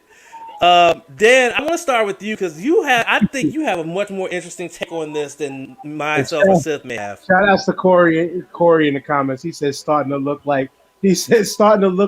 like all elderly wrestling. But but the thing here's I was a guy who I'll say it like this. My prediction was a Kurt Angle. Let me explain why. Because the night before on Dynamite, There was a lot of connecting threads by way of one person. Oh, my bad. That's the other wrestling podcast I listened to. Was Conrad Thompson. I listened to Arn Anderson's podcast. Conrad Thompson was the connective tissue to JR, Arn Anderson, Tony Schiavone, and Eric Bischoff, the man who went after him in that press conference. Conrad Thompson does all of their podcasts along with Bruce Pritchard and others. So that's what made me think Kurt Angle, because they said Hall of Fame talent, Hall of Fame caliber talent, and Kurt Angle just started a podcast, I believe, with Conrad Thompson. That was my thinking going into that. When it was Christian Cage, I was like, this is who you bringing us? Highly underwhelmed. But then I had to put my big boy pants on and think logically eventually. And I was like, you know what? This will work. Because it's not about the man that is going to be on screen in the ring. We know he can still work. There's no ifs, ands, or buts about that. We know he can still work. It's about what you said, champ. He can help out immensely behind the scenes. And you're talking about a guy who, in the Attitude Era, was in some of the most high-profile matches there is. Multiple-time tag team champion. Knows how to work on television. This is the benefit of having a guy like him. Having a Sting. Having Jerry Lynn in the back with Dean Malenko in the back and Arn in the back and Nate Tully in the back. Like, these guys are there to coach up the youth more than be this phenomenal, outstanding wrestler that you think you need in the ring. You said it great, champ, because and I wanted to curse you out and say you stole my freaking thunder, but you didn't fully. This is where I forgot who. Damn it! Now I forgot to comment inside earlier. And why I said I was going to explain later is because this is why the older guys, the older wrestling, as if the all elderly wrestling is what it is. They're signing these guys because they are more valuable to the young athlete than, I mean, hell, Chris Jericho, if you want to say anybody, started it off. And he started it off doing possibly the best work of his career behind this. The best work. A little bit of the bubbly. Come on, like Le Champion, Demo God, like and doing it with the inner circle who, let's keep, Jake knows how to be on TV. He had a great run in the WWE, formerly known as LAX. Like, more people still need to know who they are. I didn't know they were LAX until I seen them as Pride and Powerful. I didn't know until them Sammy Guevara. I knew nothing about him. You could say being next to Jericho in that type of is giving us the Sammy Guevara that we are going to get, which is going to be a very slow burning rising star, learning to take L's early in the game in AEW. This is what the elderly is. And I can't stop saying it now, but this is what the elderly in there is going to do. They're going to utilize their talents by coaching. And it's going to be those intangibles that, unless you're a person like us here who we watch it, but we also study it while watching it. That's one of the big things I was saying to myself, listening to Busted Open coming home. I study this thing while watching it and listen to the pros and the vets talk about it. It's like I see it. They open my mind to things being even more clearer than where they're at. And this is what he is here for. Very underwhelming debut, but after not second rewatch, but second, third, and fourth thought, taking a step back, putting my damn, this reveal sucked to the side and said, you know what, this will work. This is going to work. Really quickly, to answer your point of picking Kurt Angle, Hector made the good point. The Instagram videos that he did kind of led to that theory because he was saying sort of like, hinting that he was coming back. He was kind of hinting at it, but it turned out to be more of a reveal for his podcast more than anything, and so that's what it was. Sid, what did you think about this debut for Christian Cage? Yeah, I admit I'm marked out, and I still am. Because what Christian, Dustin Rhodes, Jerry Lynn, Cody, I forgot Dustin. what they're doing is exactly what Terry Funk did in the early days of ECW. He was coaching those guys up because you've got guys in AEW that realize we got to coach these young guys up to leave a business for after we retire. Gee whiz, Vince, get that through your fucking head. Instead of using all these old guys, have them coach up the new people. That's why the product is so stale. That's why MJF is so good. Imagine if MJF were in WWE right now, what would happen? Imagine that. He'd be chasing the 24/7 title. We all know this. At best, he'd be chasing the 24/7 title. Because he's That too or aggressive. stuck in a gimmick with Otis. Because he's too aggressive as a person for the kids. Okay? That's That's why I'm happy about the signing. Is you brought Ethan Page, who is still like 28, 29 years old, but has years of experience under his belt, but could help mentor, but also elevate his own game. But then you bring in Christian Cage, who can definitely come in as a coach, a lot like what Christopher Daniels does, a lot like what Cody, Dustin, etc. QT Marshall too. QT. So it's a good sign. Indeed, I agree. I enjoyed. I enjoyed it. I understand Dan's Mayor's point about it being so underwhelming because Christian isn't like he's only won 2 world championships in 2 world championships in WWE, and then he won 3 of them in Impact. I think he's an NWA World Champion 3 times. Actually, he's a 5-time world champion, right? So I mean, his name doesn't really come up in the lexicon of all-time great wrestlers, but his name should come up in the lexicon of one of the most solid workers in the business and someone who does really good character work. His Christian character, how it evolved from the gothic lifestyle to what it was before he left WWE, and then what he brought with Christian Cage. Huh? I said brood. Listen. Listen. I fuck with the Brood. Fuck that. I fuck with the Brood though. But I like the fact that he fucks with the puppet gimmick. They came in 2001 where he had the puppets and I disowned my brother type deal. My nephew loves that fucking gimmick. Yeah. Mm-hmm. It was underwhelming to me though, mainly because I wasn't a fan of Edge and Christian. Like I wanted to see them lose all the time, but they didn't. But they didn't. Those were Vince's babies at the time. I wanted Dudley's to always remain on top. I was loving what the Hardy Boys was doing. Edge and Christian was just like, yeah, it's gonna happen. 2 blonde-haired guys from Canada who they just do good. They do great work. They do excellent work. They are Hall of Famers. No ifs, ands, or buts about it. I just didn't like them as a tag team then. When Christian went solo, I started to like him a lot more. Him individually, because his personality just showed a lot more.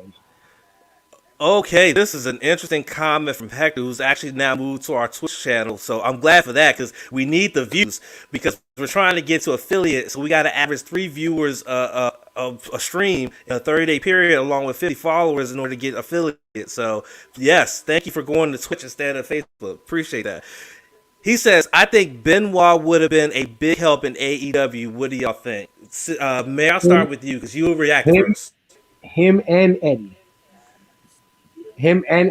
And despite a-hole Benoit aside, in-ring Benoit lived, breathed, slept, ate professional wrestling. and the crossface crippler would have been immense help for the young talent out there. Like that, yeah, good thought on that, Hector. Good thought on that, because yeah, again, keeping compartmentalizing a-hole Mm-hmm. Chris the wrestler, and he didn't show himself to be much of a coach mentor, but maybe because he loved wrestling so much, he would have evolved into such. And I mean, Yeah. imagine him alive in the ring, what he would have done for who I'm seeing him being close to be, a Pac. Right. Seth, what do you think? Benoit, leave out the issues. Eddie Guerrero, and also Owen Hart would have been phenomenal in AEW as far as coaching up talent, because those guys, they wrestled their hearts out day in, day out, night in, night out. Um, sure, they took bumps in characters that they didn't want to do. The Blue Blazer gimmick, probably not the greatest thing that Owen did.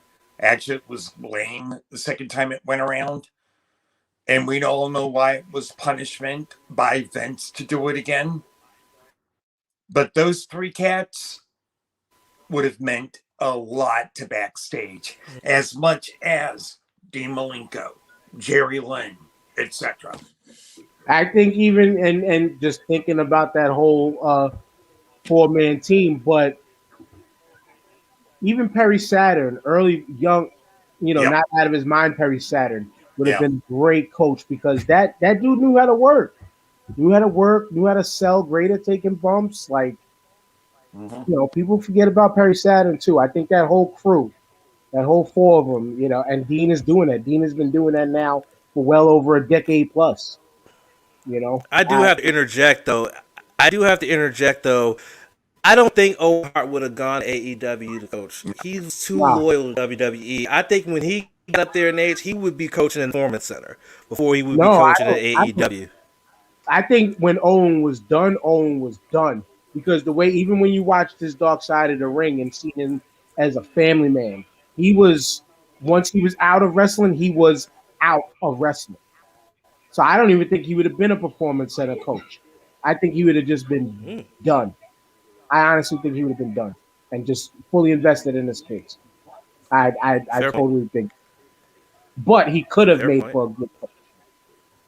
Right. And Hector says, no way in hell, Hector. I think he was framed. No way in hell. No way in hell. "Yeah, we're not in that conspiracy theory, dude. No." He Not. also said he would help his sons out as the next generation because Chris would have done this forever, most likely. All right, let's talk about the street fight. Let's talk about the street fight, which we all called it was going to be a cinematic match. We figured it was going to be a cinematic match, which was the smart and best play you could have made. Sting, who hasn't wrestled a match in 6 years, you don't want to put him in an actual ring live and expect it to go well. It was not, and with his physical limitations, this was the only way you could get off a match with him in it, and it would go off and be the greatest thing, not the greatest thing, but the best thing on you can see. And sure enough, it was. This was my match of the night here. All the other matches, yeah, this was my match of the night here. It was well put together.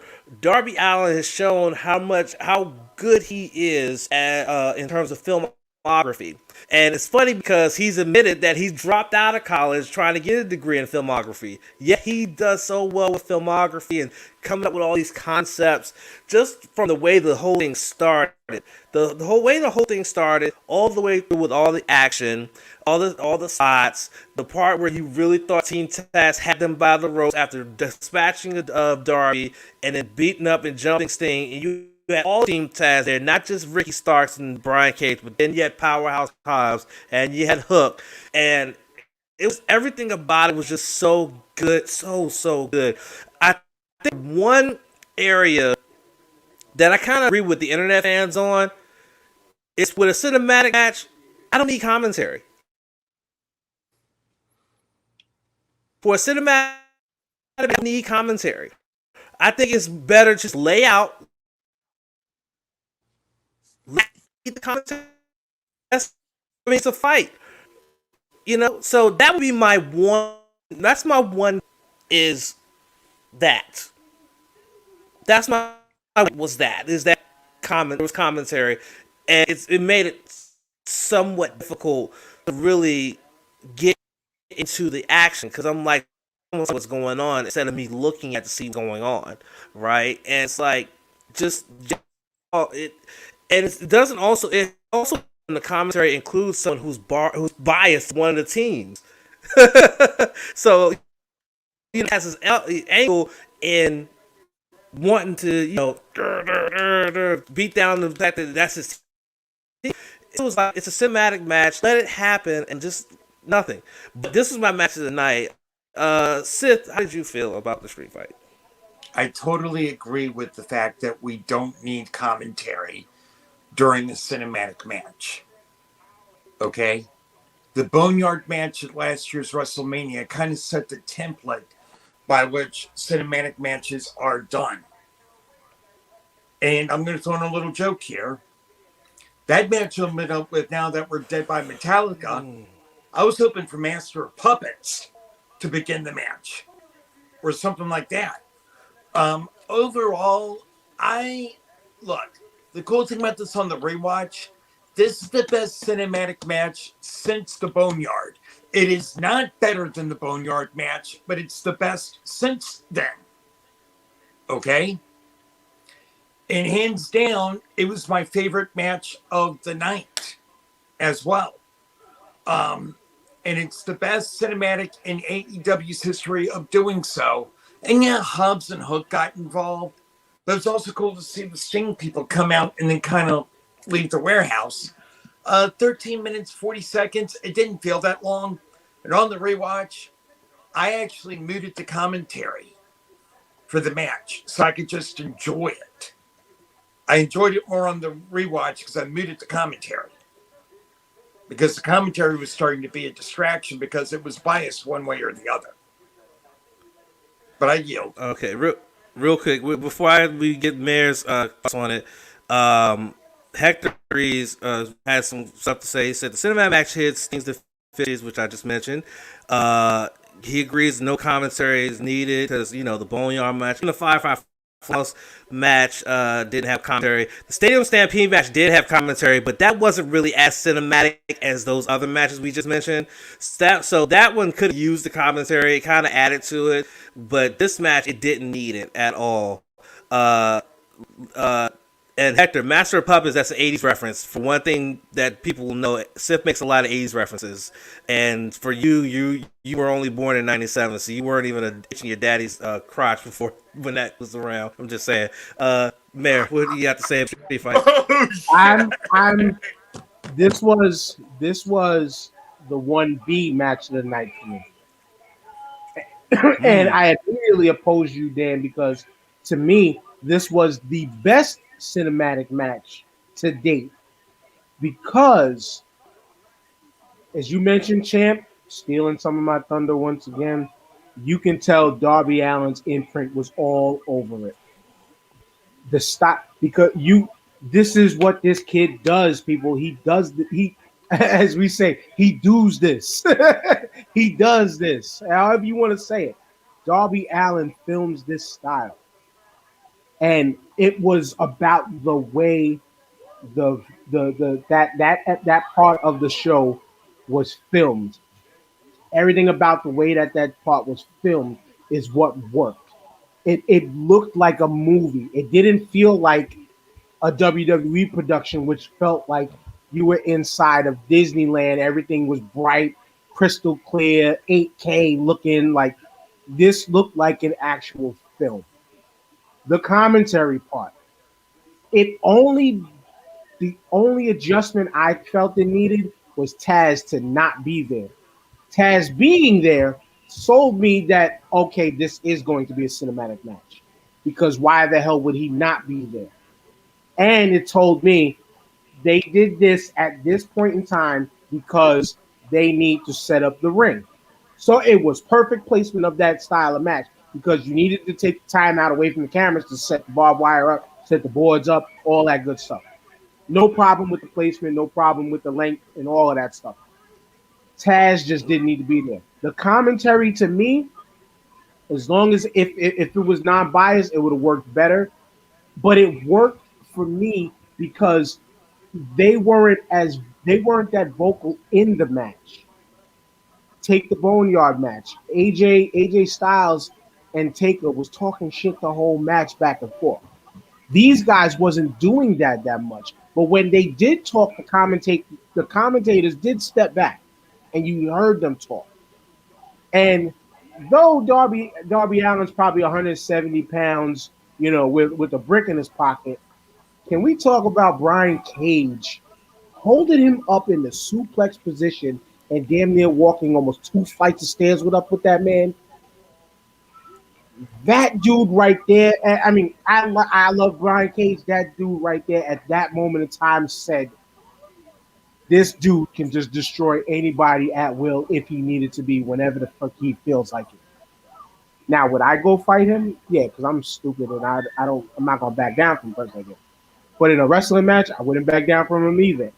And I would, whatever that man wanted to do in a match, I would allow him to do it, because that dude just displays just a level of power that is just unreal. And for him to do that to Darby Allin, who is probably 50 pounds more than Rio, me in the 98 pounds, that was impressive as all hell.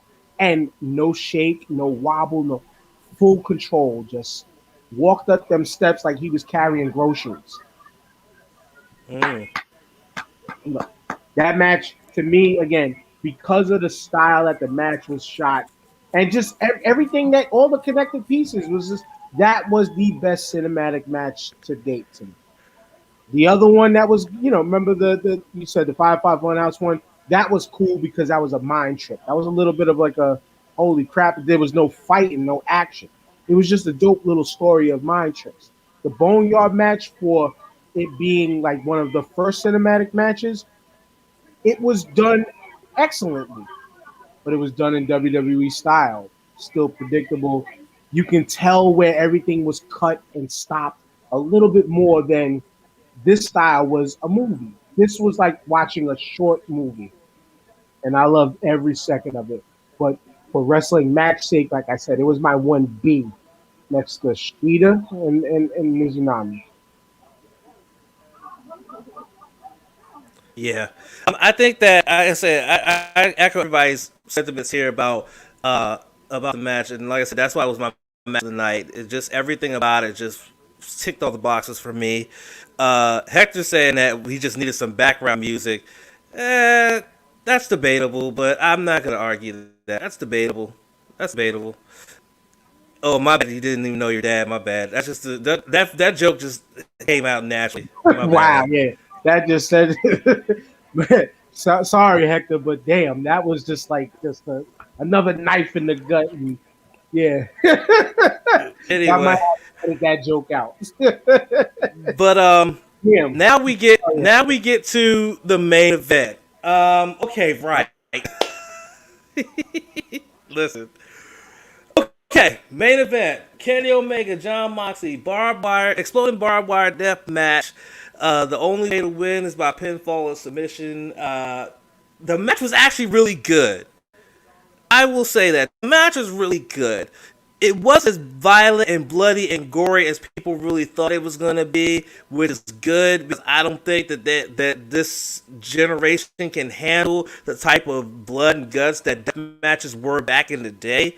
So the fact that it wasn't as bloody and gory as death matches normally were, that's a positive, because I would hate to see cancel culture try to cancel AEW for putting on an ultra violent match and actually being ultra violent and bloody and nasty.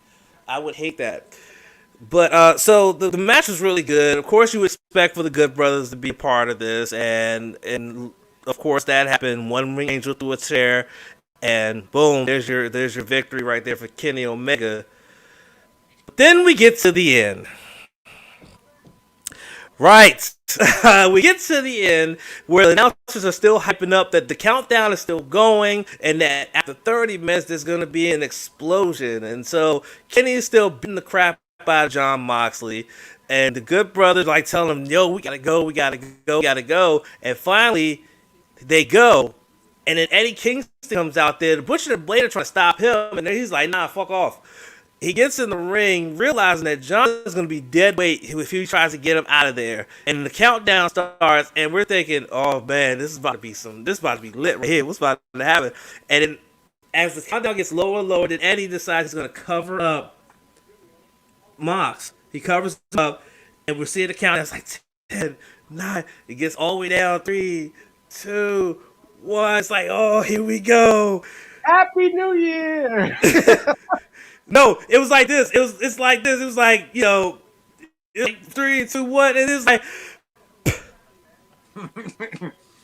that's what it was. It was like that's what it was. It's like, oh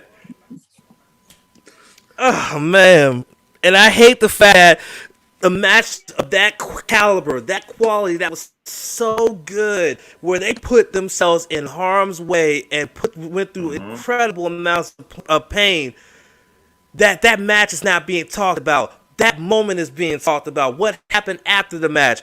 And I think somebody, like I said it on Bust, I think, Bubba Ray tweeted this. The only thing that people will remember is the finish. He quoted Vince McMahon. Only thing people will remember is the finish. Oh, and that's what only people are talking about is the finish to this match, and the fact that there was supposed to be a big explosion, and it was basically not. It was a low budget 4th of July display. Sith, I'm going to start with you. What did you think of the match? We'll save the whole ending thing for after that, because we gotta wrap up this segment. We still got the week in review to go, and I'm pretty sure Mary's got other things to do. So Yeah. Okay. The match itself, fun as hell. Now, people are going to get offended by what I'm about to say here, because as Sham said, we'll address the elephant in the room shortly. They did the right thing in pacing, and it took some time to get to the part where they got to use the barbed wire. Okay, but once it started clicking, shit got real fast. Hey, Champ. Yo. I want your input on this as well as Mayor's. When Moxley was on that bed of barbed wire outside the ring, that board of barbed wire, that had to feel like a painful fucking heaven compared to the exploding barbed wire that was along the ropes. Yeah. I mean, that was like a dangerous heaven right there. 25 minutes, 15 seconds, not including the chaos after the match. I enjoyed the match itself. But the reaction to the match I'm finding online is a lot like if I go to Mayor or Champ's house and I make them dinner, then 6 months later, I lose their garden hoses. I'm not the guy who fixed them dinner 6 months ago. I'm the asshole who lost the garden hose. That's how you fucking critics are like. You fucking journalists are like where it comes to this match. You're ignoring the match. You're just thinking of the click, click. That's all you're focused on. Fuck y'all.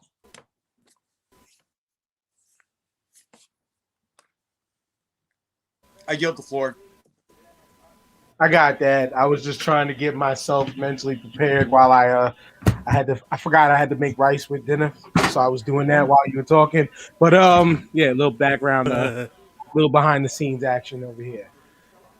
Y'all said it right. The match was hella entertaining. The match told a great story. As I mentioned last time I was here, y'all know that this is my style of match, as I mentioned before. Exploding barbed wire, the death matches of this caliber is my thing. This is my thing in the late '90s, early 2000s, as I mentioned in the tape trading days, stuff like that. And I didn't trade tapes. I just we got together and watched it. This was my shit. This is what sold me on the pay-per-view.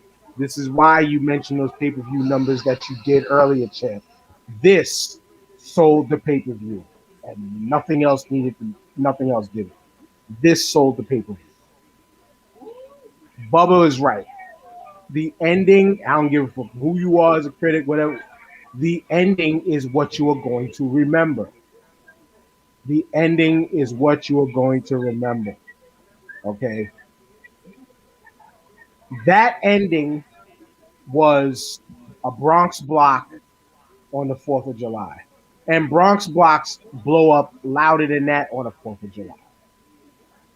The match was great. The match was it was there could have been more contact with barbed wire. There could have been more, there could have been more blood. More laying in the barbed wire, more getting entangled, things like that. The barbed wire bat, exploding bat, was a great touch. Um, the fourth side of the ring was a little bit distracting, but I understood its purpose. The fourth side missing the rope, I understood its purpose. But here's the thing behind all of this and why it was ruined with the 4th of July spectacular at the end. The match was advertised as an exploding barbed wire match, not an exploding ring match. Not an exploding ring match. They did not need the sparklers in the corner and the M80s in the garbage cans. They did not need to do that. But everything that led to that, this is where I had another problem. They rushed the match. If you were taking it from true Japanese style, the way Onita used to do it, everything that went on at the end with the Good Brothers and everybody escaping and all that, like that used to not happen. The Eddie Kingston coming out to lay over Moxley at the end, that happened by the opponent in the ring. But the way they told this story was dope because it brought two friends who had it out for each other, but more on a level of respect when they fought, coming back like, nah, I gotta go get my boy. That's my boy. Like we came up. That was great storytelling. The problem is they did it with about 3 or 4 minutes left. You ended the match before this 30-minute. If the 30-minute time limit was there, then you turn off the bombs. There's no need for it to explode. The reason why it was done in Japan was to say if you didn't finish the match, this is going to happen. And then there was a couple matches that Onita had where it would happen. They would lay there, they would play out the cloud of smoke and everything, and then finish the match in like a quick minute to 30 seconds. But so they did that wrong because they did it with like 3 or 5 minutes left to tell the other part of the story with the Good Brothers getting Kenny out there. Then they waited almost a whole minute of Moxley just laying in the ring to then have Eddie Kingston come out. That was the problem. They needed to just turn it off because they did not advertise it as an exploding ring match. It was just an exploding barbed wire match. That's what ruined it for me was the end. And then the end ruined it. I still remember the great match because it was the story that was told in the match was dynamite. The story in the match was dynamite. Everything that played out. If they did the Eddie Kingston spot, they should, like I said, they needed to do it with less than a minute left, with like 30 seconds left before the thing happened. And they could have did something where they pulled him out and out, but I see they wanted to try to carry the tradition of Japan of somebody covering the other person to protect them.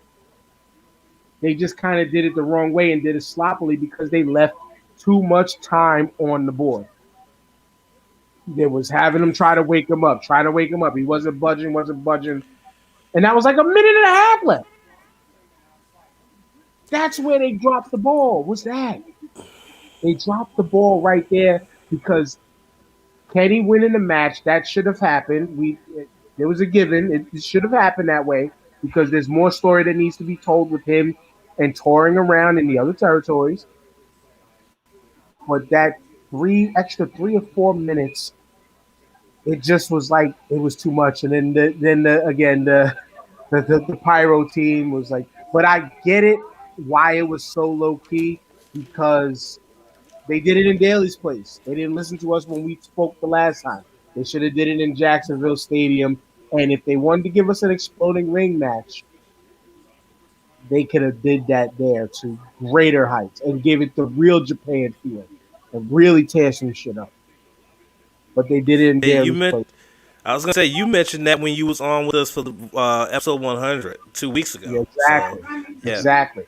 But and I'll leave on this point. The follow-up on Dynamite cleared up that whole thing. And this is something that makes AEW great because that promo that Eddie and Moxley cut that next night on Dynamite wrapped the whole thing up. And if I was able to, let me see, you know what? Let me do this because maybe y'all can hear this. I'm gonna do this because they played this on. I need to keep mentioning their show, but listen to what after the pay-per-view last night. Can y'all hear it? Yeah. I think me and all of y'all can agree on one thing. Kenny Omega may be a tough son of a bitch, but he can't make an exploding ring worth of shit. Yeah, I saw that. I saw that video. I saw that video like the next day, and I was just like, yeah. And Hector just mentioned in the chat that Moxley taking the piss off the explosions was funny. That was funny as hell. And see, that's what I mean. AEW should have exposed that video on the after and used that into leading into the promo. But the promo itself just destroyed the whole everything. It made Kenny Omega look silly. That's how you turn a negative into an extreme positive. Having them two boys, with Moxley talking about, yeah, I know, you got to get your eyebrows ready and your tins on. He's like, yo, dude, that's my thing. You know my style. Yo, I'm stuck in 1998 forever, yo. Like that, and I felt them on that 1998 forever. One of the greatest. That was the greatest year in baseball, by the way. But I'll digress. But home run chase there. Sorry, but Nice. But no, but that the cleanup job that AEW did and their writers and creative did. This is why they're going to thrive for a very long time. This is why they're going to thrive for a very, very, very long time because they took this negative that we all was murdering them on. And I mean, and well-deserved murdering, well-deserved stabbing, bashing, whatever the case may be. They took it and turned that shit to sugar. It's just next time, if you're going to do that, name the match an exploding ring match, not exploding barbed wire, and then you want to throw us in the woohoo surprise. Little sparkles coming down. You didn't advertise that. You could have left it out. There was no need for a timer and exploding barbed wire match. I'm done. Yeah. On. Peace out, y'all. Thank you for the real time. Quick, there, Mayor. Yeah. Real quick though, Mayor. What was your grade for the paper? Because that's what we're going to next. Our grade. I don't grade, but it will come off as biased. I would give it at least a B minus. Because other than that end, across the board, solid pay-per-view. There's a lot of spots where, again, all elderly wrestling and all the veterans coming in, they're going to teach them young cats how to tighten up a lot of there is, to me, in AEW, and y'all should probably notice this, there is a pacing issue when it comes to a lot of these matches. There's a pacing issue. Something to where you turn to the WWE and Disneyland, there isn't a pacing issue because they get on it. They're on it. The moves are swifter, crisper, things of that nature. AEW, spotorific type events, spotorific, but they need to work on the pacing of their shows and the pacing of their matches. Get the work rate up a little bit better in these matches and just make them look smoother. That was a part of what I think made the pay-per-view drag, because you was able to tell, like I mentioned in some of the women's matches, the women's the buy-in match, it felt wrong because I forgot the woman's name again, but she was pushing off her gimmick so much and doing so Maki much. Ito. Maki Ito, she was doing so much of her gimmick that's what we're stretching out. And it's like, how long can you do that and have a person sitting on the top of the ropes like supposed to be selling like they're out of it for you? They're gonna tighten the screws up eventually. The B minus, because it could be a C plus, being honest, because that unadvertised ring explosion, it could have been left out. But yeah, C plus, B minus, more heavily on the B minus, because I don't want to take away nothing else from anybody else who did amazing that night. Y'all, thank you for the time. I got to get the move on things. The Star 5 Podcast Facebook group. Do like Hector did. Join the group. The Star5podcast.com. The Star5 _ podcast on Instagram. Support us, because if you support them, you should support us too, because we support No Spots, the True Radio Network, all day. Much love to y'all, brothers. As always, I'll be back another time soon. Thanks. Peace, y'all. Appreciate you, man. Appreciate you a lot, man. We love to have you, man. All right, that was the man right there. Oh my goodness, he's amazing. He's so amazing, and I'm gonna pop up on this podcast one of these days, man. Yeah. Let's be real quick, because we're already at 2 hours. We still haven't even done our weekend review yet. It's gonna be a 3 hour fucking podcast, and I'm probably gonna have to pull the audio. I'm gonna have to probably download the audio off the YouTube video, because it seems like video version audio is fine, but me recording it here with my crappy internet is not gonna sound good. So I'm probably gonna have to pull the audio from the video version and do that. Hey, there's my girl. Hey. All right, Sith, what do you say? Okay. The night of Raw was exciting, and it was a big deal for AEW, and it was enjoyable even on the rewatch. I refused to take the final 7 minutes of the telecast and use that one botch as a reason to bury the entire pay-per-view. That's what a lot of these critics did. They used the botch at the end to bring down the entire fucking card. You can't do that. I also enjoyed the reveal that Christian Cage is joining in. The surprise entrance of Ethan Page. Okay, the ring failed to explode with the surrounding barbed wire after 30 minutes, and it was a whimper. But I'm not going to destroy an excellent pay-per-view over that. This is not the horror show at Extreme Rules, where issues were abound all fucking night and the bullshit all night brought down the entire show. This is a case of one botch, night full of fun.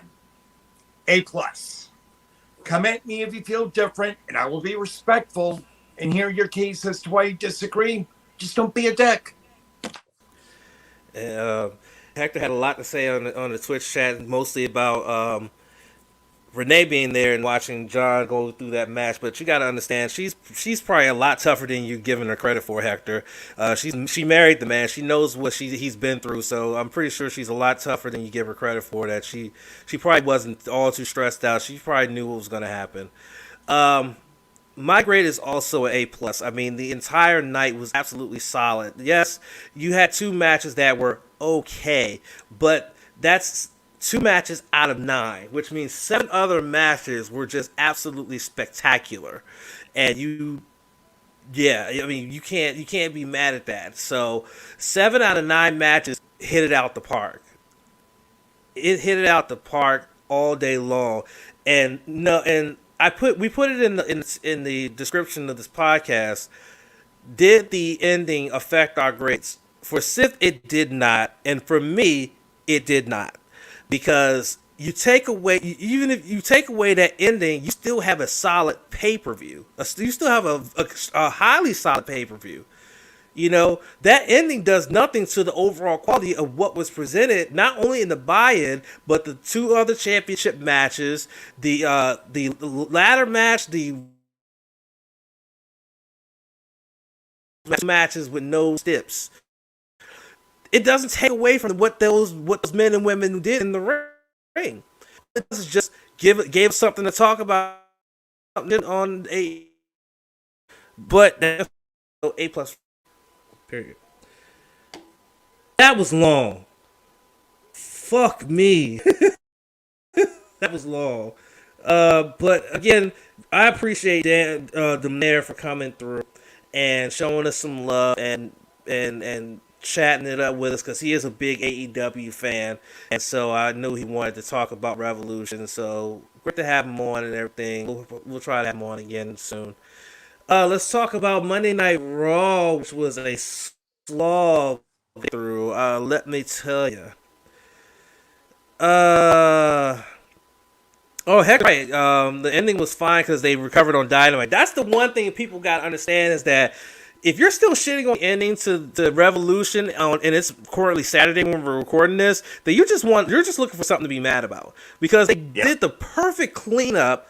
They did perfect cleanup by saying, Kenny fucked it. And then Kenny and Don taking a piss. We'll get to that when we get to Diamond. But Don did the two promos on Wednesday helped to clean it up. It was good. Yeah, it was long, Hector, man. My bad. We typically don't go this long, but Dan has a lot of great thoughts, and didn't want to just stop. All right, Raw. This should go by quick. These 2 out of 3 falls. This should go by quick. So I'll start with you with your 5, because I'm getting ready to order dinner. All right, so first, Shane's promo to Braun, the second one, not the first one where he came in and just apologized and left. The second one.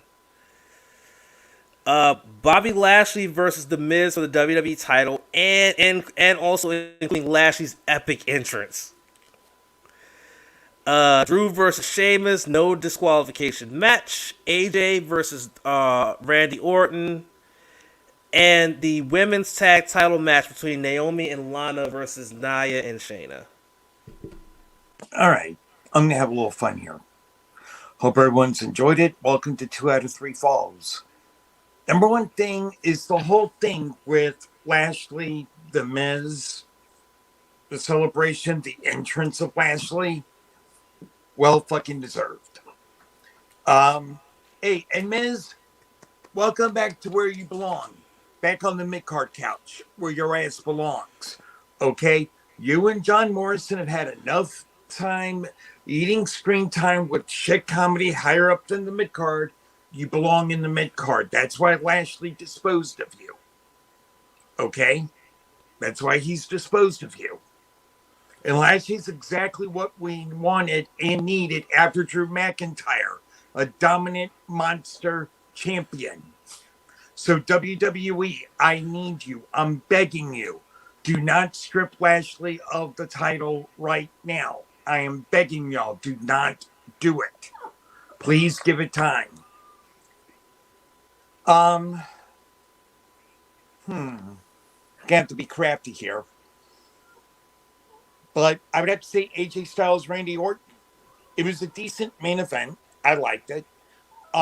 Even though I don't like heel versus heel or face versus face, it was good. It was decent. And I think cinematic match was continues slow burn of Randy versus The Fiend. WrestleMania, probably night 1. But all in all, it was decent, given the fact that Raw was mostly shit. And I have to say the women's tag team match is the worst. That's interesting. Oh my fucking God. Okay, so Reginald's now on Raw with the women's tag team champions and still serves no purpose of sustenance here. Try. Oh, I'm just here to just be around, just interfere, and allow people that want to work for to get screen time in. It does not work. With some managers and heel characters, there's good development, but WWE has found yet another way to make a promising idea cringeworthy. Trash match here, and honestly, one of the worst matches I've seen all fucking month. Jesus Christ. Try. Thank you, There champ. you go. Well, there you go. There you go, folks.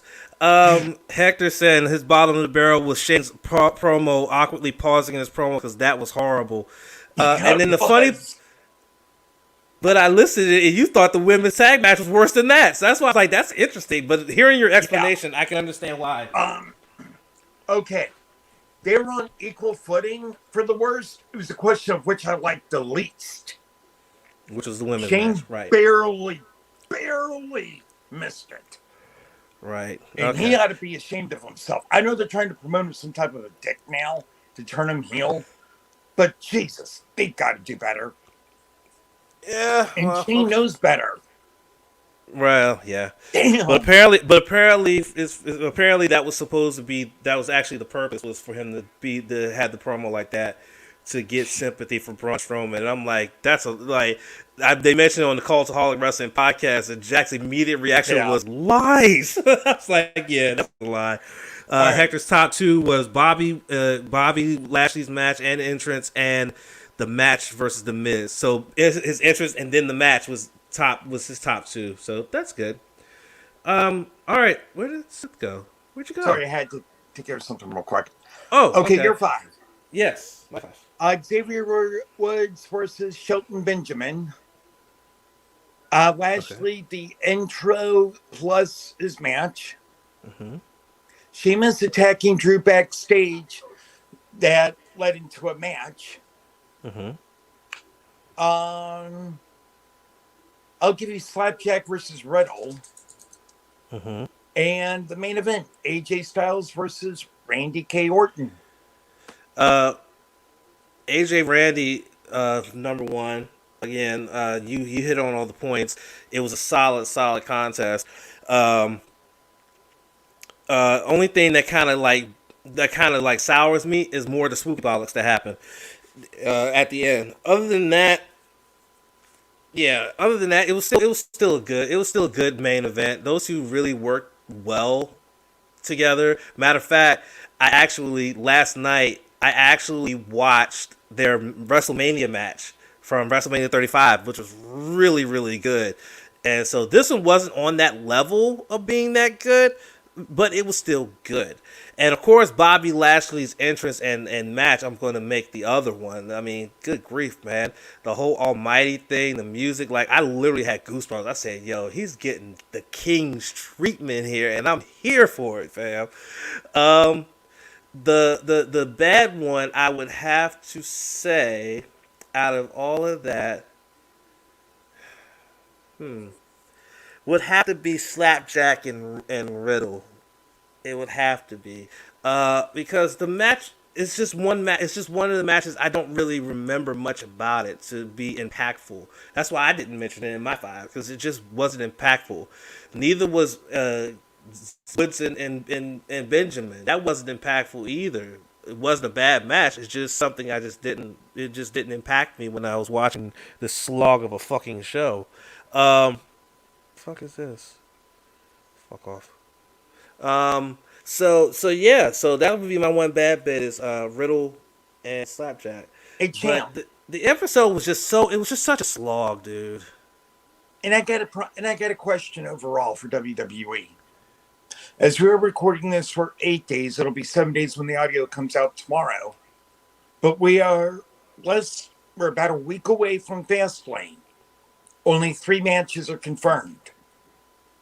How in the fuck are you going to get people to subscribe to Peacock with this?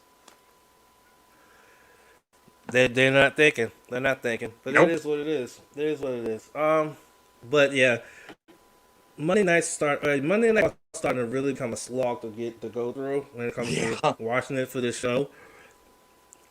So hopefully things change. They probably won't, but Impact. We can think. Impact time. Yes, Impact. Thank you. All right, Sith, hit me with your bits. On to brighter things here, ladies and gentlemen, I promise. The contract signing between Finn Juice and the Good Brothers. Okay. Rohit Raju and Shira versus James Storm and Chris Sabian. Tasha Steelz with Kiera Hogan versus Jazz with Jordan Grace. ODB versus Susan. And Ace Austin versus Chris Bay. Definitely Ace Austin, Chris Bay's number one. Those two guys just killed it. It was absolutely awesome. Great match there. It's kind of weird though because Ace Austin lost, and he's about to have a championship match tonight. Actually, the night that we're recording this, he has an X Division championship match, and he's coming in off a loss. So, but it's still outside of that decision making in terms of booking, the match was still fire. It was still fire, and definitely the contract signing because you could tell that Finley and Juice are, their promos have a bit of shoot in them from their time being young boys in Japan when Gallows and Anderson were, were ripping it up at Bullet Club and stuff like that. You can feel the bile that they feel having to look these guys in the face and knowing what's going on. So you got to enjoy it. And the fighting afterwards was absolutely just, you knew it was coming. They wasn't going to keep their hands off each other. You know what I'm saying? I think the one bad bit I would have to say, and it's not because it was bad, it's just something that I just wasn't much of a fan of. It was ODB and Susan because it was mostly a squash. Like, basically, Susan just got squashed. And so, yeah. That's all I got for that. Is that it was a squash. To really put the fact that ODB's coming for Deontay Ross's championship. So that's it. But it wasn't a bad match. It was just mostly just all ODB. And she still ended up getting jumped afterwards. So, yeah. Anyway, your 5. Ace Austin, Chris Bay. ODB versus Susan. The contract signing the Impact World Tag Team Championships. Rohit and Shira versus James Storm and Chris Sabin.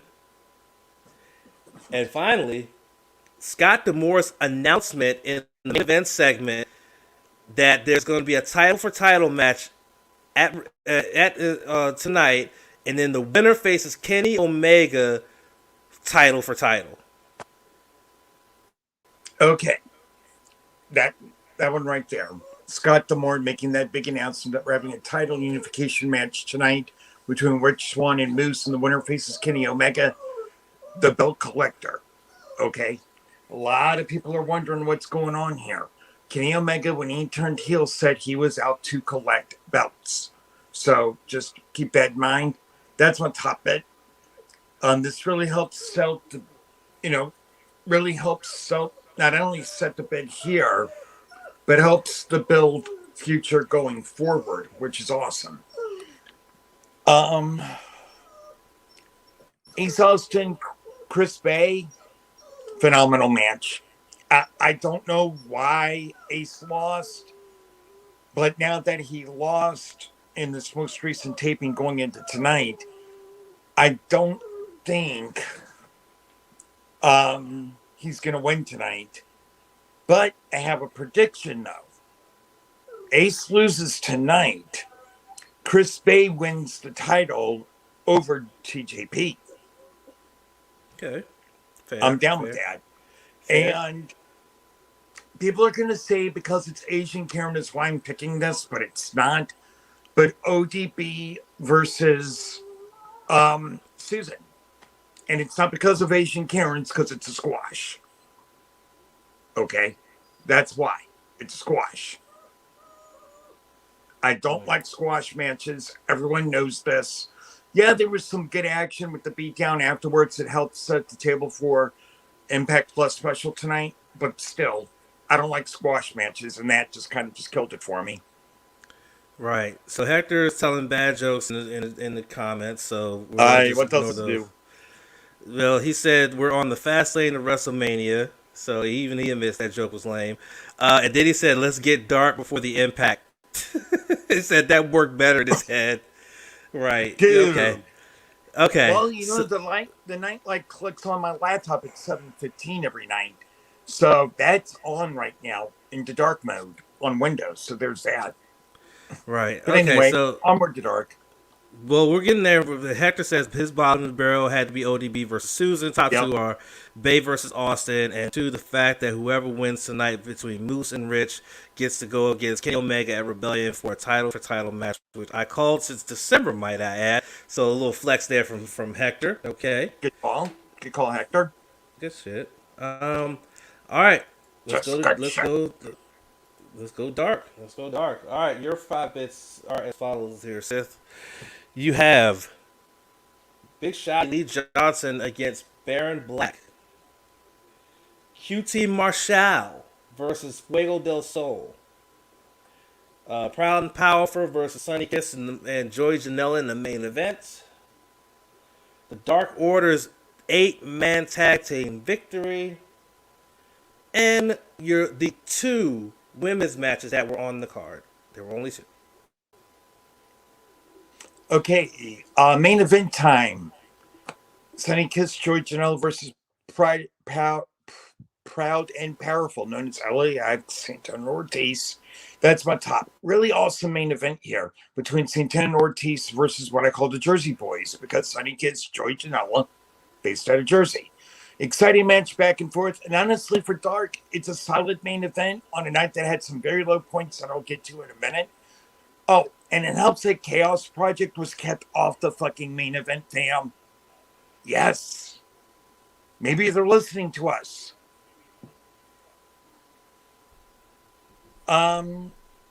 Fuego del Sol QT Marshall was my other good point.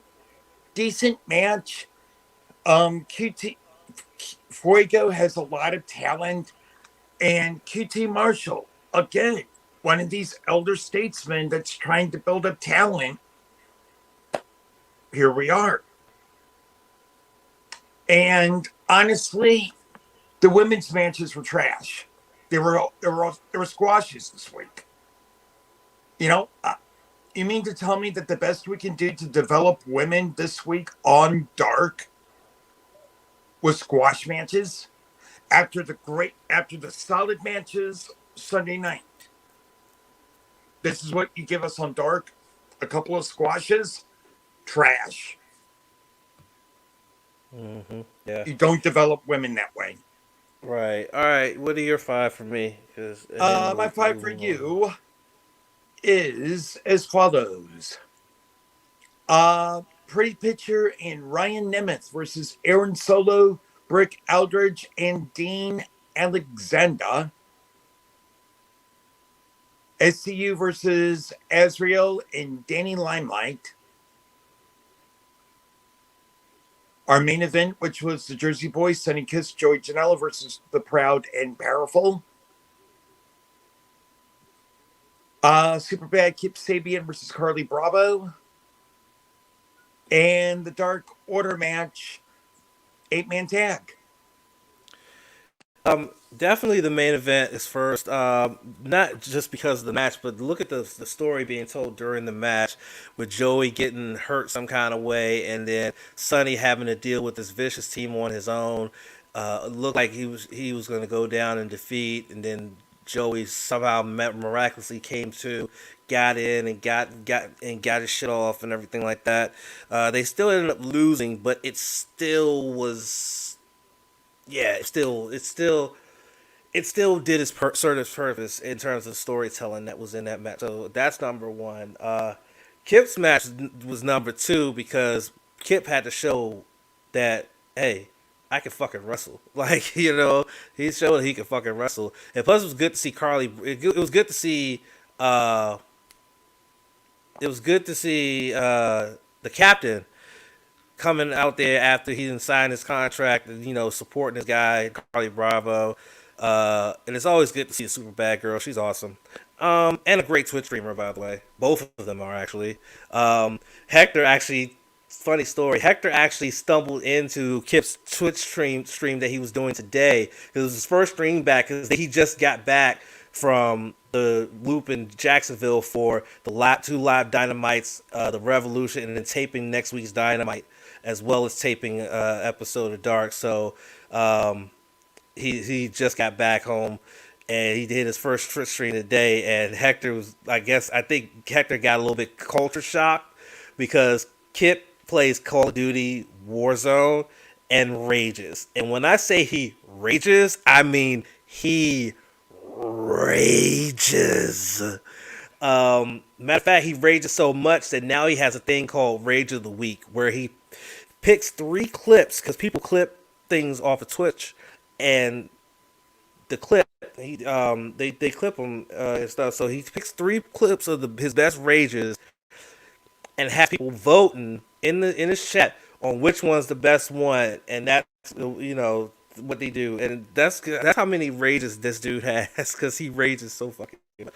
But anyway, so that's number 2. I done talked myself out of forgetting the other 3. Fuck me. What were the other 3? Let's get back here. Back onto Seth's favorite only laptop. The Dark Order 8-man tag. Pre-picture Ryan Nemeth versus Aaron Solo, Brick Aldridge, and Dean Alexander. And SCU versus Azrael and Danny Limelight. Got to go with Pretty Picture and Ryan Nemeth. It wasn't a bad match, but I just didn't like it a lot. And that's the only thing about it. SCU against Azrael and Danny Limelight was fire. That was a fire ass fucking tag match. It was. And then the Dark Order match was basically just them just taking the piss out of everybody. They, especially Colt Cabana, Nugget won out there with his youthful exuberance. Everything about that match was just so funny to me and everything. So I couldn't say that was a bad bit at all. It was so entertaining. I did want to mention though, QT Marshall and Fuego was more than just a decent match. It was a fire match, especially given the fact that if anybody out there follows and watches the Sammy Guevara vlog, this has been in the works for months. And there was a couple times where they teased having a match on Dark, and then it didn't happen. He got squashed at Fuego. He got squashed at QT Marshall's school in Norcross, Georgia. There was all this teasing, and then finally they had the match, and man, did it deliver, dude. Like, it delivered so well, and this is probably one of my favorite matches of the night, was this one, because I knew the story behind it. I knew how long it took for them to get here, and then for them to deliver was fucking amazing. That, and same thing with Lee Johnson and Baron Black. Both of those dudes went out there and absolutely crushed it. But Dark was absolutely fun. Outside of, like you said, Siv, the problem with having the women's matches and them being squashes, it was just not good. Abaddon getting the squash, and Diamante getting the squash, and it was only 2 matches, so you couldn't have a third match to at least balance it out by giving them at least 7, 8, 9 minutes. You just basically had 2 squash matches, and that was it. And that was sad. That was sad. Hector did say you got to consider if they tape Dark the Wednesday. He said Tuesday, but it's the Wednesday before Revolution. So how were they going to know the women's matches weren't going to match up to Sunday's matches? You make a good point, but at the same time, again, you're trying to improve a division that everybody in the wrestling world says is your weakest one, and that's not going to do it by having this kind of performance. Even though it's on your YouTube show, this kind of performance cannot be the thing. This can't be a thing at all, because you have a division that's the weakest out of all women's divisions in wrestling in the West. I always say the West because I never want to include Japan, because Japan's women's wrestling is going to always be better than anything out here. That's a fact. I'm sorry. Big facts. I mean, let's be real. But it's the weakest. AEW's is the weakest, and so you can't have that. You can't have that at all. You just can't have that. Okay, we're moving quickly through these. Like I said, I think we can keep on the hours. I think we'll see. Maybe. Um, Next, let's talk about Dynamite. Since we're sticking with AEW, coming off the heels, it's a fallout from AEW Revolution. So, Sith, here's your 5 bits to chew on. Your TNT title match between Scorpio Sky and Darby Allin, along with the aftermath of Scorpio Sky turning heel.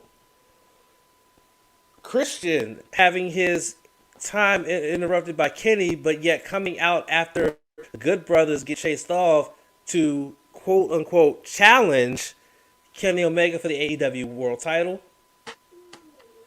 Matt Jackson versus Ray Phoenix 1-on-1. The 6-woman tag match that pit Nyla Rose, Maki Ito, and Dr. Britt Baker DMD versus Thunder Rosa, Riho, and the AEW Women's World Champion Hikaru Shida. And finally, probably one of the best and biggest swerves we've ever seen in wrestling. MJF was about to be fired from the Inner Circle. When it came to find out, he created his own group. Sith, I saw your reaction, so I'm assuming that's the number one. Man, my friend, Champ and I purposely did not talk this over with Champ earlier this week. But this was wild. The Inner Circle War Cancel segment that in the night was fucking wild. I mean, and it was just amazing. Mind you, this was the same way that Cody was used by MJF. I think it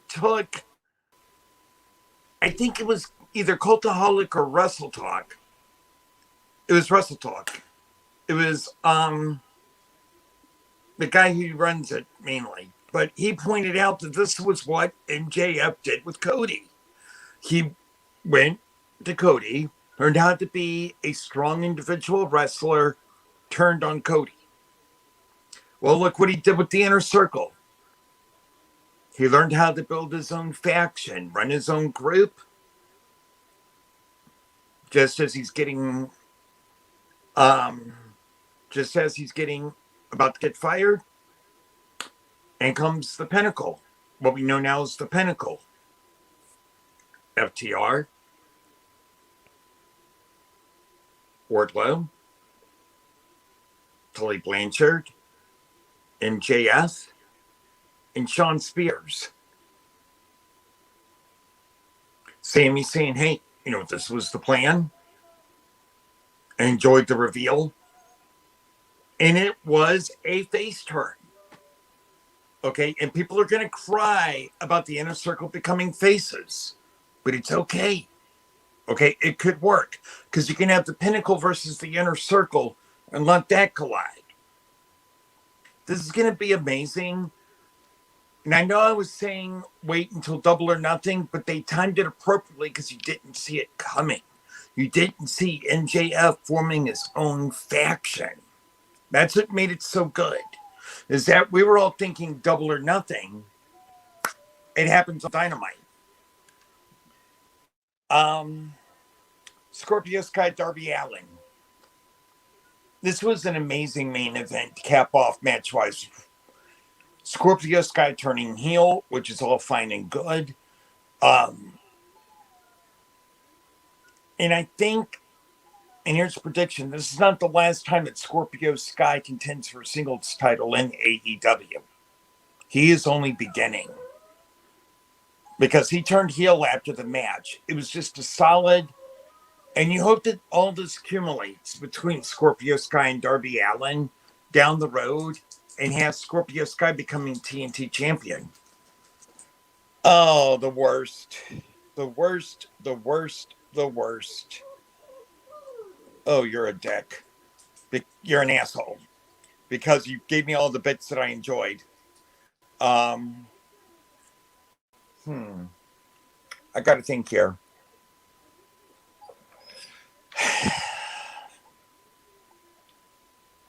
It's the case of what I liked the least because Champ didn't get the one bit that I didn't like. And, well, actually, two bits because he didn't give me Ethan Page Lee Johnson. But I have to go with Ray Phoenix, Matt Jackson, even though I enjoyed the match. I enjoyed the build, which started in earnest at Revolution. I enjoyed that Nick Jackson and Pac were doing a little, outside the ring chess, as you will, to help build the story. It's just what I enjoyed the least of the 5 bits I got. Well, I left out the Eden Page one because that was a layup. That was going to be a layup, so I wanted to give you something more, just something different because I And that knew was you good wanted to talk news. about it. I knew you That wanted to was talk good about it, news so I because I said, was let me talking about with just you before we went to NXT. I was going to talk about that separately, possibly. yeah. Okay, for you, my friend, for you. Bottom of the The barrel for six. him was, huh? For you, I was about to toss it to you to do your 5. Well, okay, let me recap real quick. Yeah. Oh fuck. Wait, because my internet fucking.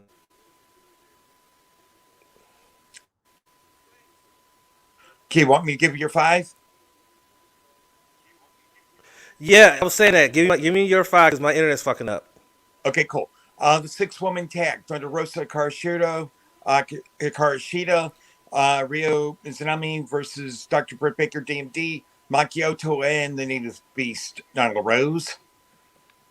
Matt Oh, Hardy. so I fucked up. So I fucked up. I said it was Riho and she was Yeah. Riho. I thought it was Riho as in Riho, not Rio Mizunami. So I fucked that up. My bad. All right. Um, Go ahead. Butcher Blade and Bunny join Big Money. Um, Kenny Omega, coming in interrupting Christian.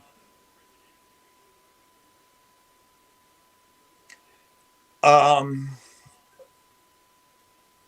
Chuck and Orange Cassidy saying one more match against Kip Sabian and Miro. And Scorpio Sky Darby Allin. Scorpio Sky Darby Allin definitely. That was a very competitive match that they had. Darby got the victory with a little cheeky roll up, and that's when Scorpio Sky snapped and turns heel.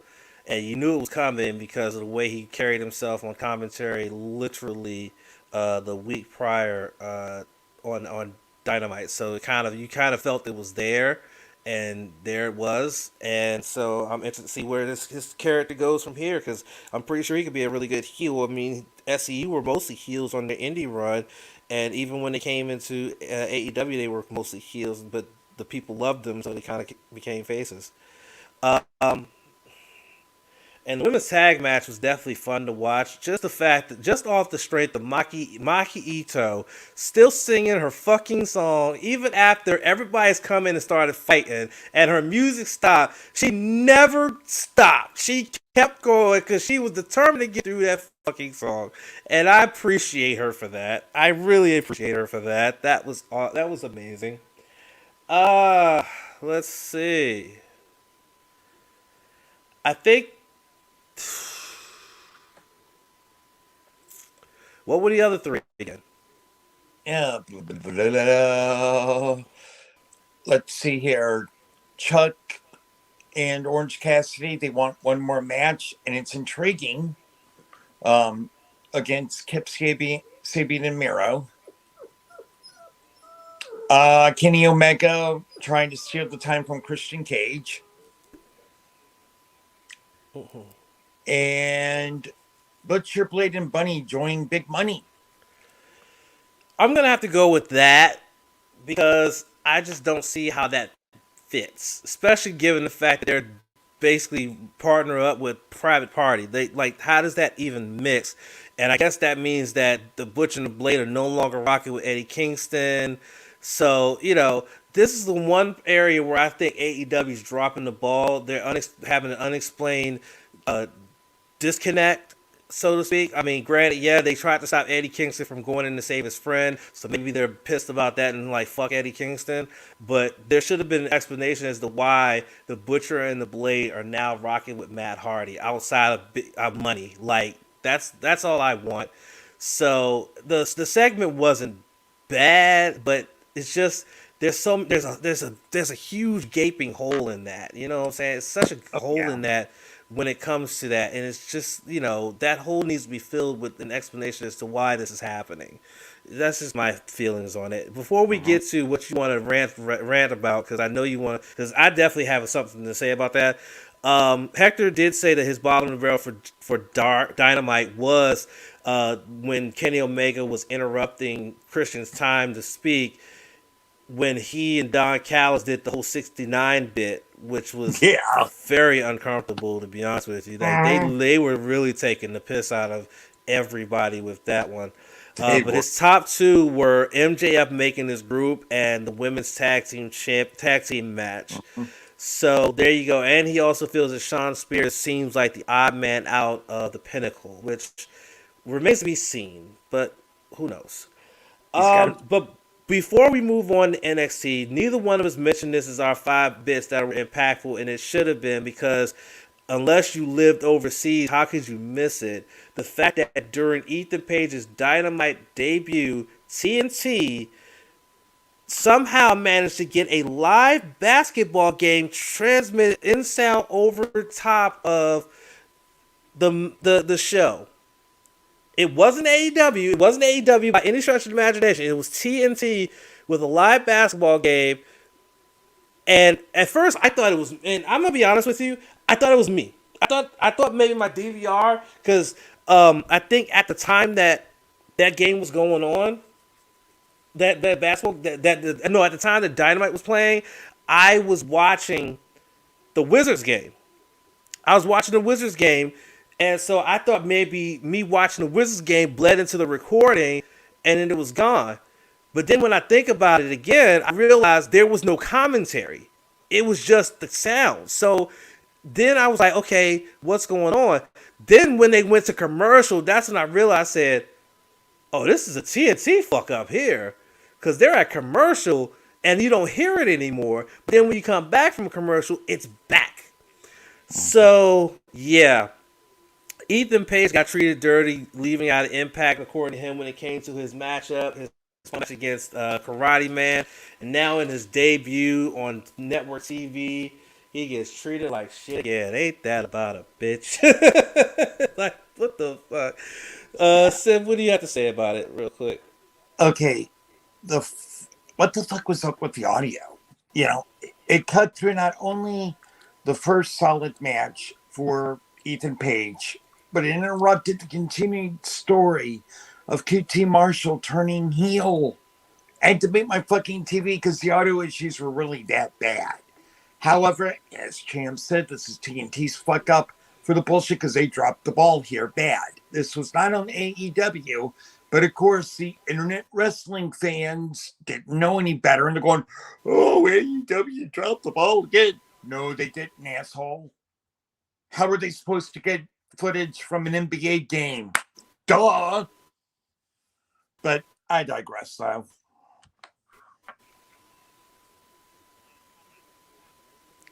Yeah, that's something that TNT's gonna have to deal with, because that was unacceptable. Like I said, it had me thinking that my DVR fucked up, and I was about to be mad, but then I realized no, my DVR didn't fuck up. TNT fucked up.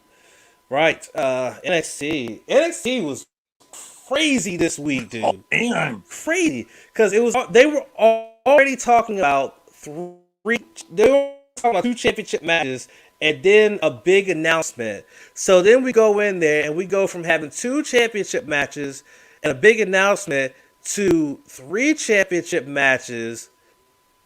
That's part of the big announcement. So the big announcement was that we would be getting the name of the TakeOver pay-per-view, Stand and Deliver, which will be a 2-night pay-per-view on WrestleMania weekend. So now we got a butt ton of wrestling cover on WrestleMania weekend.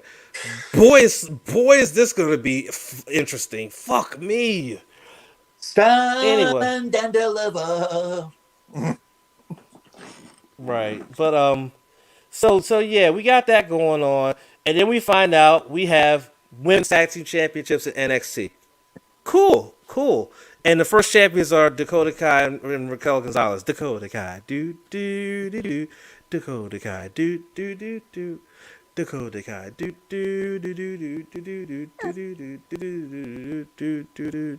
Yeah, I Yeah. like that. So you have that. So let's go into what happened. Sif, I'm gonna start with you with your 5 bits. Let's talk about Balor versus Cole, main event for the NXT title. Mhm. The introduction of the women's tag team titles and the first title match. Io Shirai versus Toni Storm for the NXT Women's Championship, which actually kicked off the show with action. Grizzled Young Veterans versus Legado del Fantasma. And Xia Li versus Caden Carter. Okay. Io Shirai versus Toni Storm is my number one. This was an excellent first match. It was the women's championship match, NXT Women's Championship match that was announced after the big announcement that opened up the show with not only the tag team championships, but also Stand and Deliver. Adamant reference. Look it up on YouTube. Great song from '81. This was just a great match. Excellent contrast in styles. And even though Toni Storm lost this match, this story could accumulate at TakeOver, either night one or night two, because it's going to be a 2-night deal. The first night's going to be on USA, the following night on Peacock. Okay. The main event, definitely, between Adam Cole and Finn Balor was just insane. Probably my favorite match of the week. I'm going to tell y'all right now, people were trying to say that with the breakup of the Undisputed Era, Adam Cole is going to go to the main roster, not after WrestleMania. More like Money in the Bank, SummerSlam, is when he'll get a call up, possibly. When you watch this whole story unfold, the split of the Undisputed Era, you have all of these characters into play right now. You have the breakup of the Undisputed Era, Adam Cole going full heel again, Roderick Strong, Karrion Kross, Kyle O'Reilly, and Finn Balor all woven into the same story. It captivates you. It grabs you. It's good shit. And this is a stretch. And this is a far stretch. And champ, I apologize in advance. But you know how I feel about heel versus heel encounters in the ring. Same thing with face versus face. I don't like it. So I have to go with Legado del Fantasma versus Grizzled Young Veterans. Even though I love both teams, they're phenomenal tag teams. It's heel versus heel, and that's the only drawback from it. It's heel versus heel. But I did like how MSK came out and got some payback because it also helped protect Grizzled Young Veterans. And that's what I disliked about it right there, is the fact that it was just heel versus heel. But overall, I really enjoyed NXT this week, though. Right. So before I get started, because before actually for you to give me the 5 bits from you for NXT, I just want to say, hold on, hang on. The McDonald's that's on Roger Bacon Drive in Reston, Virginia is absolute ass. I ordered a 10-piece chicken nuggets with fries, a sweet tea with sweet and sour and tangy barbecue dipping sauce. They gave me the tangy barbecue sauce, but they also gave me ranch. And then my tea is actually Coke. You guys are trash. You guys are absolute fucking trash. Jesus Christ, get it together for fuck's sake. For fuck's sake. Okay, what are your 5 bits for me while I eat? Okay. Jordan Devlin's promo. Yes. I had to get you on the spot there on that one. The main event, Adam Cole versus Finn Balor. Shirai versus Storm. Jake Atlas versus Pete Dunne and Timothy Thatcher had a very intriguing offer from three lads that you and I are very, very familiar with. Imperium. Champ, your call. Finn Balor versus Cole, number one.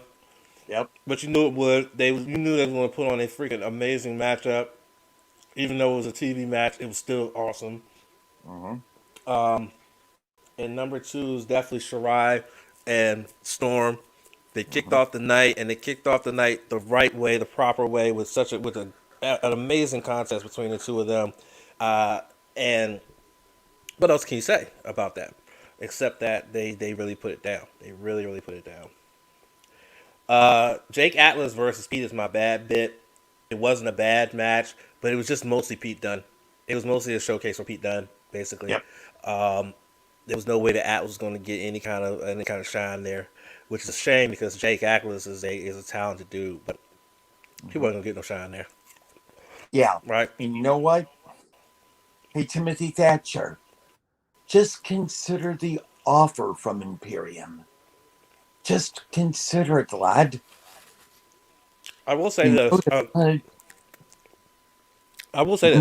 honorable mention has to go to that promo from Devlin. Because boy, was I shocked when he said he was in a hotel, in an airport, getting ready to come over here. I said, let's go! Dude, we're finally going to get Santos Escobar versus Jordan Devlin. Let's go! Let's fucking go. Okay, and since it's the perfect segue. Well, hold on, because Hector has a comment. Bottom of the barrel for him. Hector says the bottom of the barrel for him. Kai and Gonzalez lost their titles within an hour. Top two, Balor versus Cole, and the announcement of the women's tag titles. I do gotta say, that was a weird move.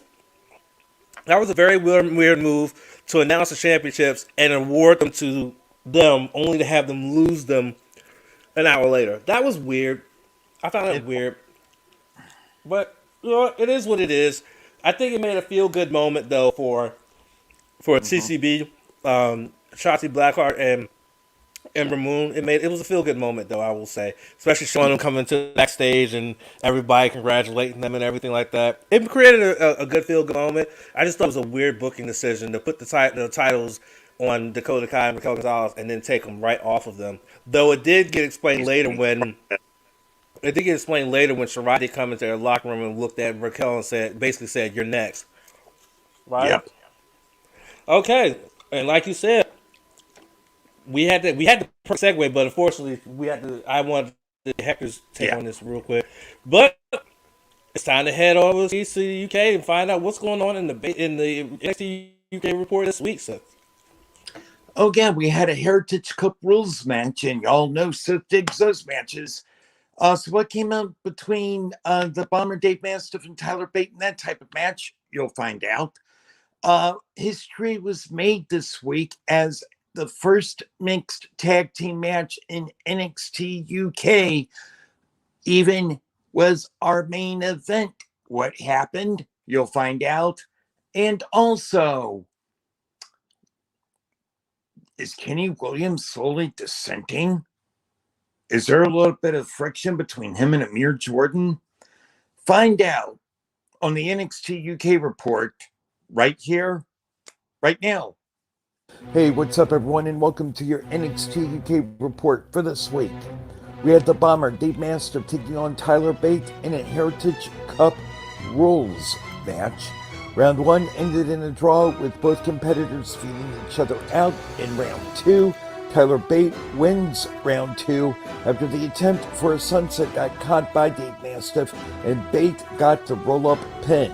In round three, Mastiff started dominating, and he got the win with the Crucifix Bomb. In round four, this was the longest 3 minutes of the match for Tyler Bate, but he survived the onslaught from Mastiff to get a draw to advance to the fifth round. And in the fifth round, Mastiff continued the beating. Bate pulls through to the end, though, with a running right hand that turned into a corkscrew senton for the W. We had Teo Man dominating Danny Jones as Danny Jones tapped out to the crossface. Nina Samuels learned earlier this week it's hard being a personal assistant as she had to clean Zaya Brookside's apartment. Wild Boar is no longer with Eddie Dennis and Primate as he got turned on by them. Kenny Williams and Amir Jordan took on South Wales Subculture in what was a solid match between four friends. The descent of Kenny Williams turning heel continued as he executed a low blow on Flash Morgan Webster and nailed an implanted DDT to get the W, but Amir Jordan is extremely upset at his friend. Next week, 4 p.m. Eastern Daylight Time, special airtime for NXT UK next week. We have Ilya Dragunov addressing the NXT UK universe, and Walter is making a statement as well. Ben Carter has changed his name. He is now known as Nathan Frazier. And in the main event, it was an historic main event, mixed tag team matchup between Piper Niven and Jack Stars versus Jenny and Joseph Connors. It was a physical and mental battle, but in the end, Piper Niven and Jack Stars defeated Jenny and Joseph Connors after cannonballs in the corners, Piper hitting Joseph with a driver, and Stars being slammed into Connors for the W. And that, my friends, is your NXT UK report for this week.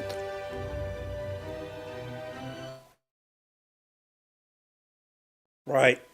Good. Talk about it. I gotta say, I really enjoyed that mixed tag match. I did a lot. It was so funny how Jenny part Piper Niven, and I don't blame her.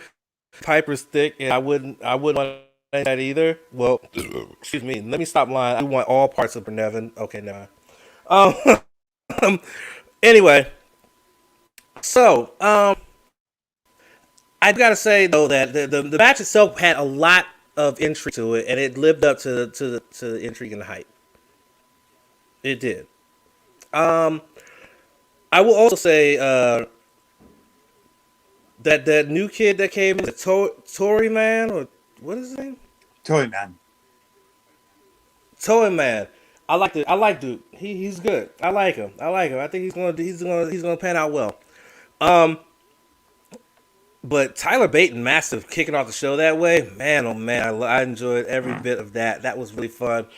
And the other thing you didn't mention in the report was Aoife Valkyrie's little vignette she had. Yeah. That's a weird bird. That's a strange bird. You know that? That's a strange bird.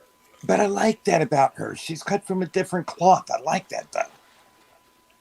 Word. No, I feel you. I feel you. I just have to point out she's a strange bird. She is. But I like that. And the fact she's undefeated, you got to think she's going to challenge for that women's title eventually. It's got to happen. Mm-hmm. All right. So that's your NXT UK report from the basement. Once again, you can catch that every week on here after we talk about the Wednesday Night Wars. And now we're going to switch and shift gears to talk about Friday Night SmackDown. Sith, you kick us off. What are your 5 bits for me? Excuse me. Okay. The opening promo with Edge and Daniel Bryan. Right. I'm going to also give you, let's see here. The open challenge by Big E, as well as his promo. The contract signing at the end. I'm going to give you the 8-man tag. The Street Profits, along with Rey and Dominic Mysterio versus Alpha Academy and the Dirty Dogs. And the KO show with Bianca Belair and Sasha Banks. I said the contract signing straight away is number one. It was really good. You had the usual Adam Pearce standing at the head of the table and having to be basically bullied off the head of the table by the head of the table. And then you have Roman trying to do the whole, yeah, I'm not gonna sign this, and then D-Bry basically goaded him into signing, basically calling him a pussy.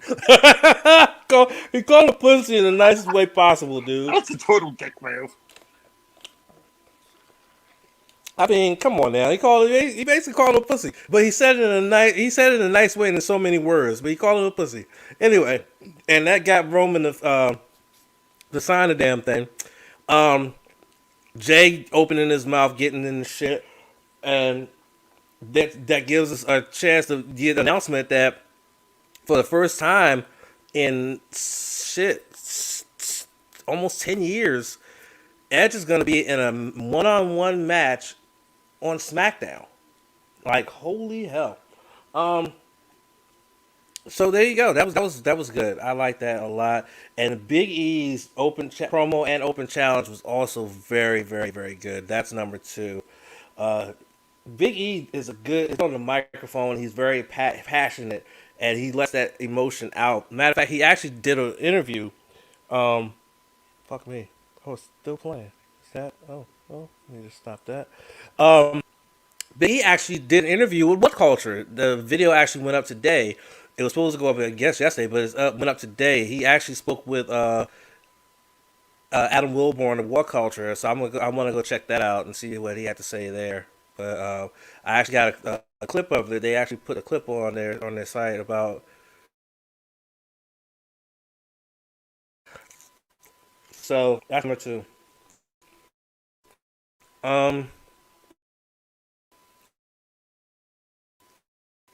Had to be KO show.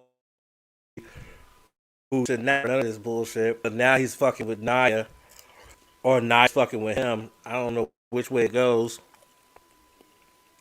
but either way, it just didn't hit. Normally, KO segments hit real good, but this one didn't really hit that well to me. I would just say it was average, but yeah, it just didn't hit that well. And then add in the element of Nia and Shayna and Reginald. And then it went right to a match between Sasha and Bianca versus Natty and Tamina, which you still had to go to commercial so you could break everything down and have the match. So, yeah, just didn't hit. Excuse me. All right, here you go. Contract signing segment. Big E versus Sami Zayn. Sasha and Bianca versus Natty and Tamina. Seth Rollins attacking Cesaro during his match with Murphy, causing a disqualification and just beating the crap out of him. And finally, the 8-man tag team match that you mentioned earlier between the Mysterios and the Street Profits versus the Dirty Dogs and the Alpha Academy. First up, the contract signing. Champ, everyone knows I love contract signings. This was no different because it follows the template of Murphy's Law. Okay, anything that can go wrong can and will go wrong. Yes, Ginger, that's right.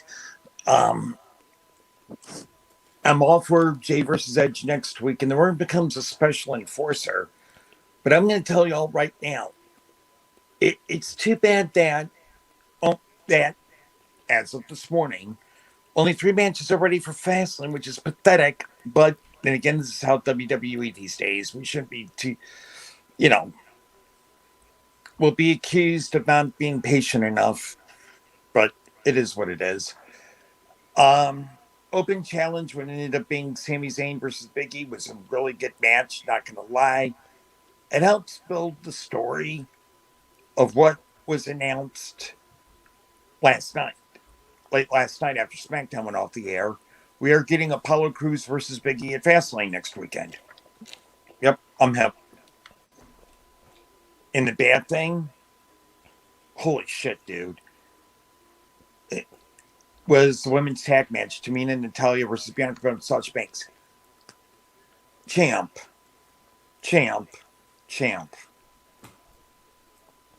Bianca won the Women's Royal Rumble, correct? Correct. She is going to be challenging Sasha Banks for the SmackDown Women's Championship at WrestleMania, correct? Correct. Why or why does Tamina pin her? Because reasons that make no sense. Exactly. Trash. Okay, this makes no fucking sense at all. It makes as much sense as having Reginald. I mean, I saw it last night live. Controlled my temper, controlled my feelings because Champ, told me even from the get go when I started doing the potties, like Seth, I usually wait about 15 minutes and I start watching for commercial time. So I kept my cool. I was like, I can't mention it yet. And this morning I was out, so I didn't mention it to Champ in the chat. But this was just aggravating. This makes no sense at all. Now, I like Tamina.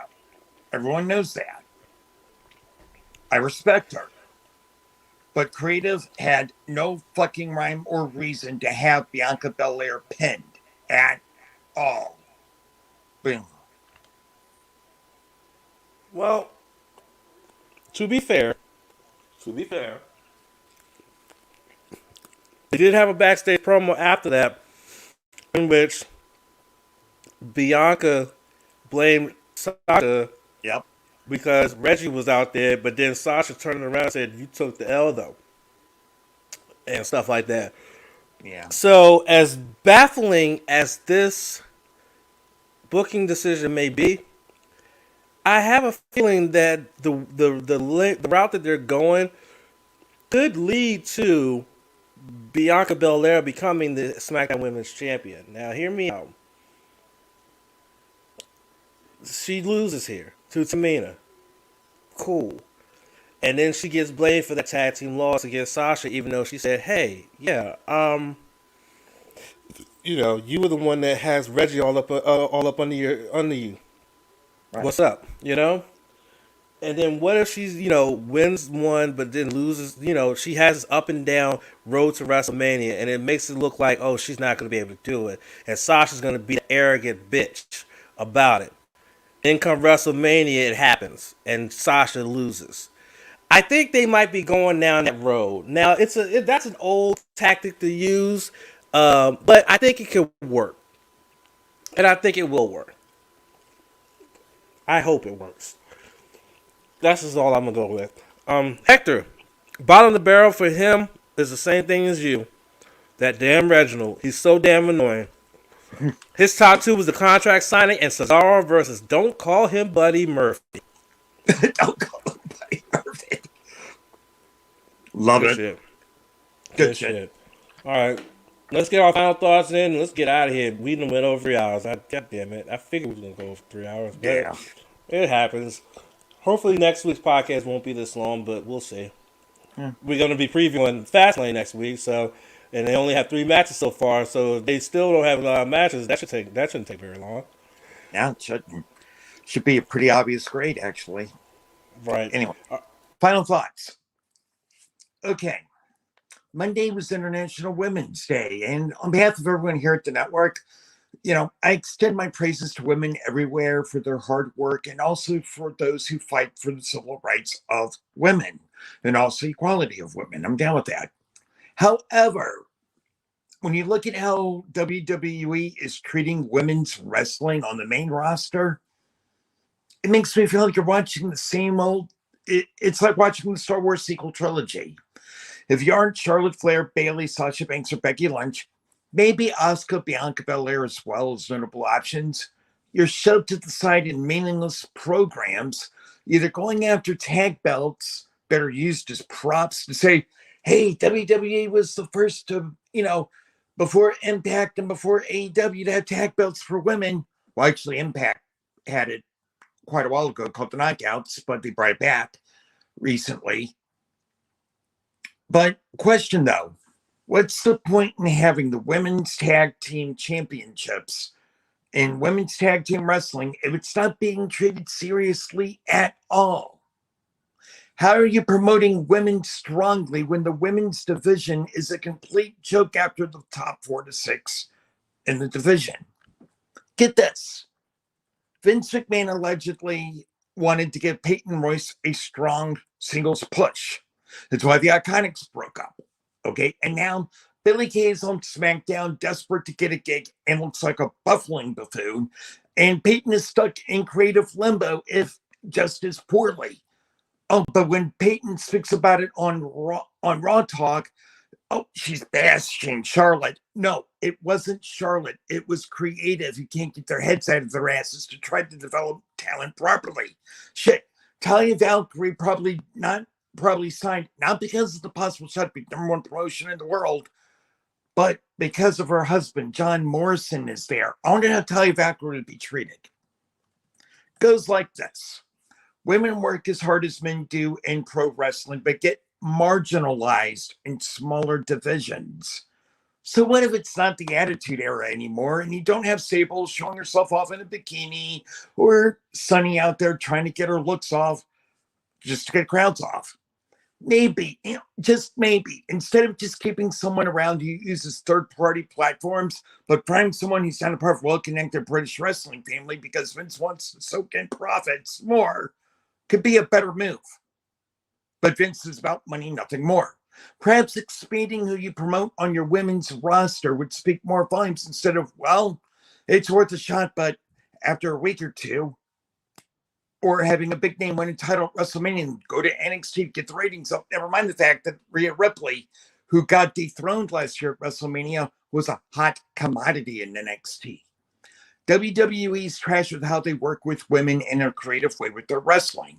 Oh, and bringing back Johnny Ace now as head of talent relations could be a bad thing because he loved the Divas division. And having that back would set back the women's division. They've gone a long way from beyond that point, from before then, and yet WWE is saying that WWE is a pro women working environment, not in the wrestling capacity. And that's my final thought. In This Weekend in the Basement, the top 20 worst sequels of all time. This is going to be cringeworthy. You're going to be laughing. But this list is absolutely insane. Bottom of the pile shit. All this and much more in the basement this weekend. Champ, a yield.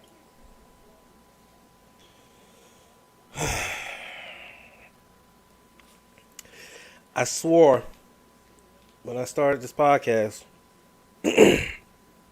that one name I would never ever mention on this podcast because this name does not deserve mine nor anybody's attention or energy. But today, he obviously feels though everybody should have all eyes on him. So you know what? Even though there's only 3 eyes on me right now, 4, like 3 pairs of eyes on me right now, 4 if you include Sith.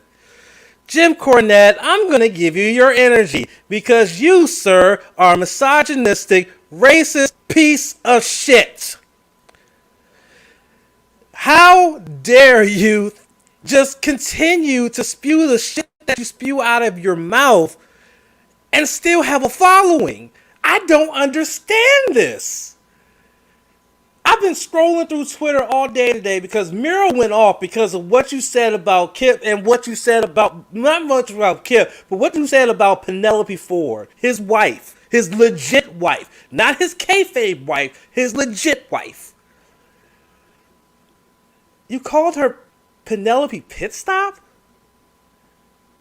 Are you that out of touch, old man, that you literally are calling her? Like, and look, I looked it up. Yes, it's a cartoon character, but knowing him, that's not what he means.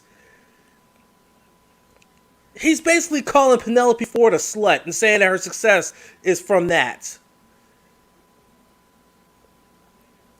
Like I said, I never want to mention this man on my podcast ever because his views are toxic. His takes are toxic. He is toxic. He got outed during the speaking out movement for cucking his fucking wife. And yet people still listen to this man. Like, make it make sense. I don't understand it. Why Jim Cornette is not canceled and somebody wants to come into my Twitch stream with that spam bullshit, I'm about to get you the fuck out of here. Hold on. Give me a second. Get out, you bastard. Anyway. So, yeah, that's... Jim Cornette, Jesus Christ. Oh, man. The fact that you have a following, I've been scrolling on Twitter, and there are people that are actually backing you. That makes me absolutely sick. That there are people who share your views. You got forced out of the NWA because you said something racist on commentary, and you thought it was a joke. That shows the type of man you are. So again, this will be the last time that I mention James E. Cornette on this podcast because he is a piece of shit. He is a cuckold freak. He is a racist, and he is sexist and misogynistic. And he is why the wrestling business cannot move forward because him and people like him who are old and washed up, who have no sense of understanding the evolution and the change in wrestling, want to hold on to the old ways and won't allow change. Cornette, the world will be a better place without you. The wrestling world will be a lot better place without you and your views. That podcast shit needs to go away. You need to go away and never be from again. Period. And that's my final thought. You can catch me this coming Monday on the Sports on the Hill podcast. I will be on the Wizards Roundtable talking about the Wizards.